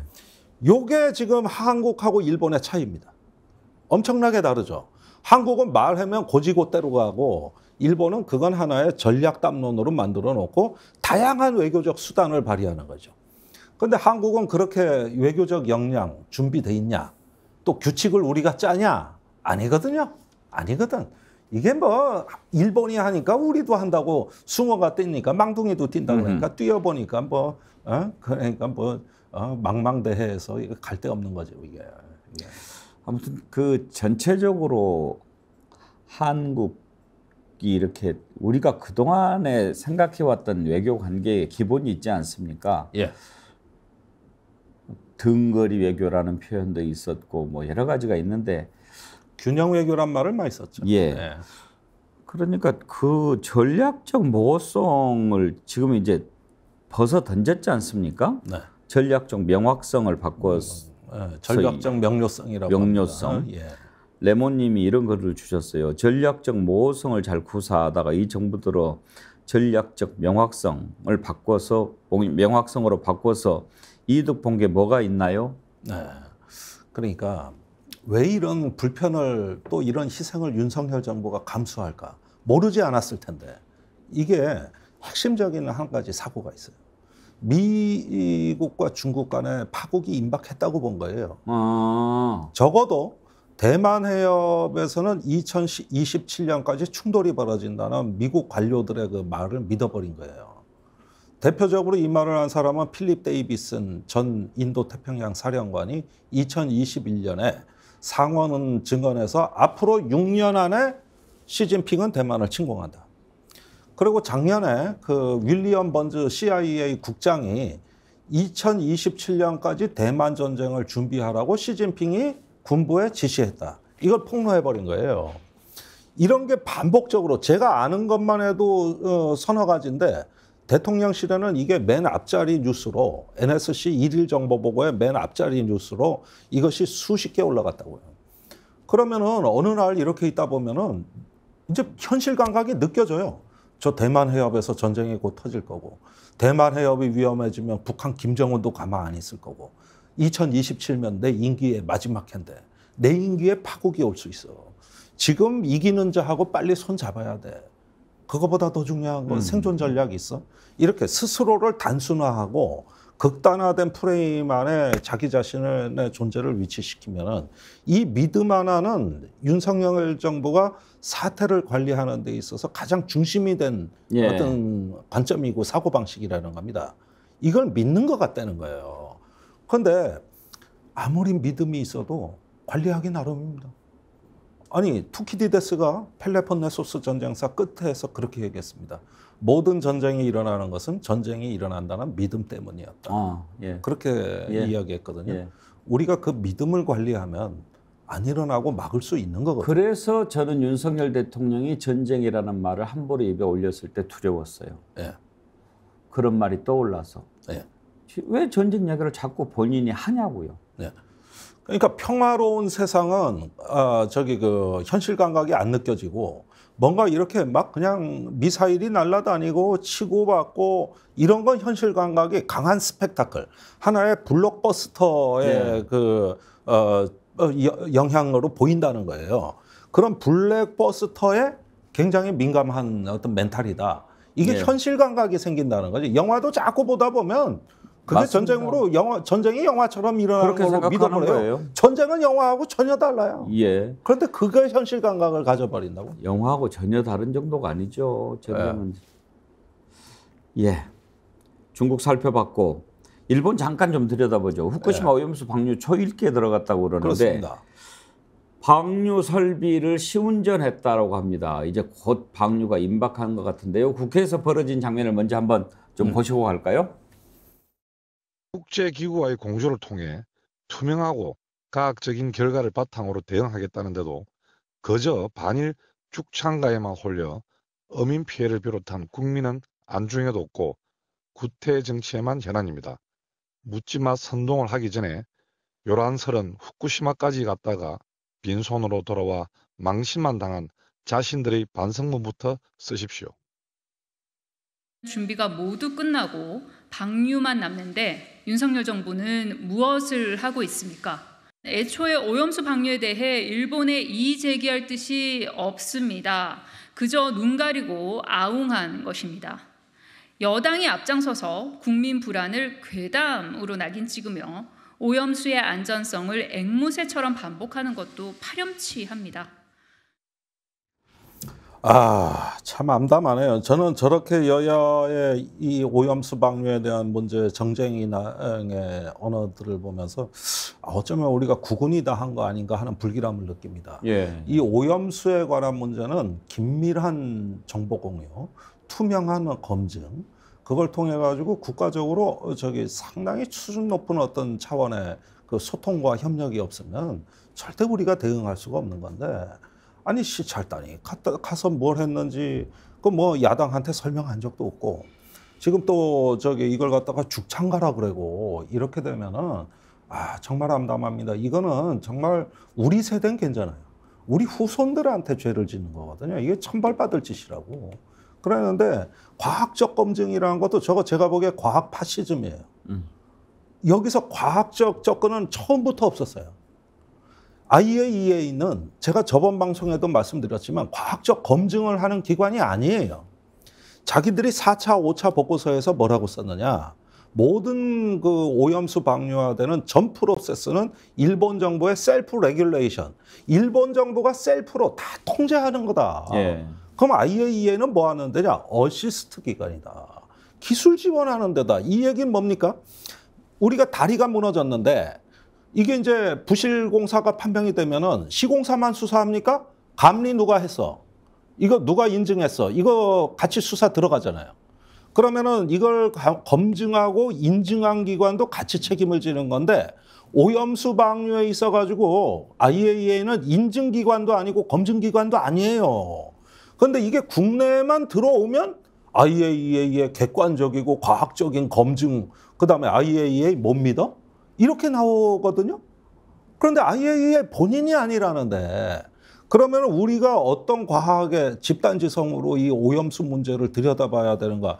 이거는 정부, 시민단체, 야당, 또 과학자 그룹까지 해가지고 정말 집단지성을 모아야 되고 정부에 대해서 다양한 의견들이 오고 가야 되는 게 정상입니다. 그런데 지금 한쪽은 선동이라고 그러면서 죽창가라고 그러고 한쪽은 가서 뭘 보고 왔냐 그러고 뭐 CR이도 없고 내용도 없는데 아니 이걸 갖다가 지금 그 180배 우럭의 방사능 오염 기준치가 나오고 이런 상황에서 아무 국가 비상 매뉴얼 없습니다. 어민들 피해 대책에 대한 보상책 하나도 없고요. 그러니까 이런 문제가 이게 앞으로 30년, 40년 후에도 이게 현실화될 수 있는 문제인데 이 문제를 두고 저런 안일한 정치의 어떤 또 우리나라 지성의 안일함이랄까 이런 것들은 굉장히 국가적인 경고가 지금 나온 겁니다. 이게 이거 국민들이 갈 데가 없어요 지금.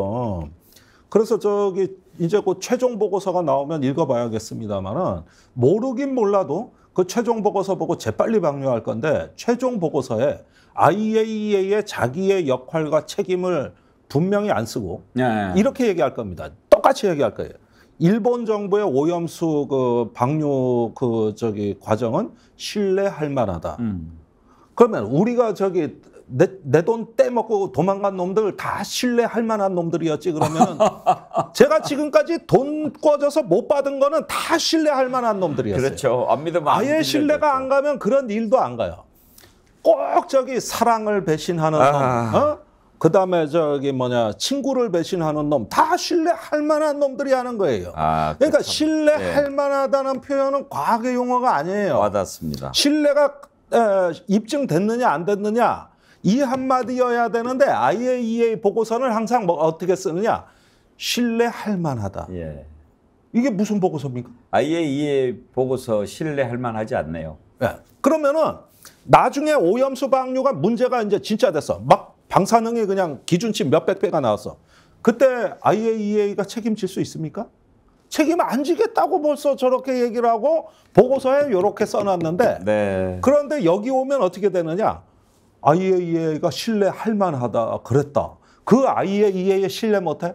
이렇게 문법이 이렇게 한 바퀴 도는 거지. 그러면 IAEA 신뢰해. 그런데 신뢰할 만하다고 일본 정부를 그래. 예. 그러면 신뢰가 이게 두 다리를 건너뛰어가지고 약해지는데 뭘 신뢰하는 게요? 아니 그러니까 저는 위험하다 위험하지 않다 얘기가 아니에요. 이건 과학의 파시즘입니다. 왜 과학의 권위를 IAEA가 독점합니까? 과학은 인류 공동의 자산이고 우리 모두의 것입니다.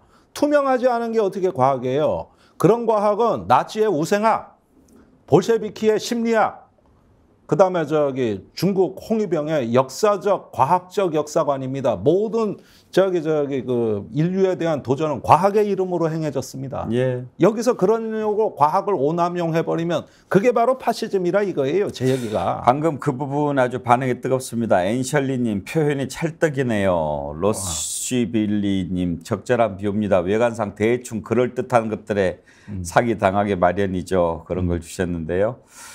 예, 오늘 김종대 의원 김종대 레이더를 통해서 우리가 진실에 한 걸음 더 다가간 것 같습니다. 박고보려님 선정했습니다. 중국 대사가 A업계 얘기한 건 사실입니다만 우리 대통령이 중국에 한 걸 보고 얘기합시다. 중국이 좀 과하긴 했어도 앞으로 우호관계를 유지하자는 신호로 본다는 김종대 의원님 말씀에 공감이 갑니다. 그런 의견 주셨는데요. 감사합니다. 예, 박고보려님 댓글 선정했습니다. 저희 스픽스로 이메일에 남겨주시면 저희가 자연주의 화장품 글램모에서 드리는 선크림 아이크림 세트 보내드리도록 하겠습니다. 그리고 오늘 또 슈퍼챗 멀리 미국 시애틀에서 보내주신 분이 계시던데요. 시애틀리인가요? 네, 시애틀 유나 김님. US 달러로 49.99. 양 박사님 사직사 말고 사직생 하시길 양 박사 계실 때 말씀드릴 걸 그랬군요. 예, 감사드립니다. 오늘 여기까지 하죠. 네, 감사합니다. 감사합니다. 예, 함께해 주신 여러분 감사합니다. 이번 주 여러분과 함께 힘차게 달리겠습니다. 내일 오전 10시 50분에 다시 찾아뵙겠습니다.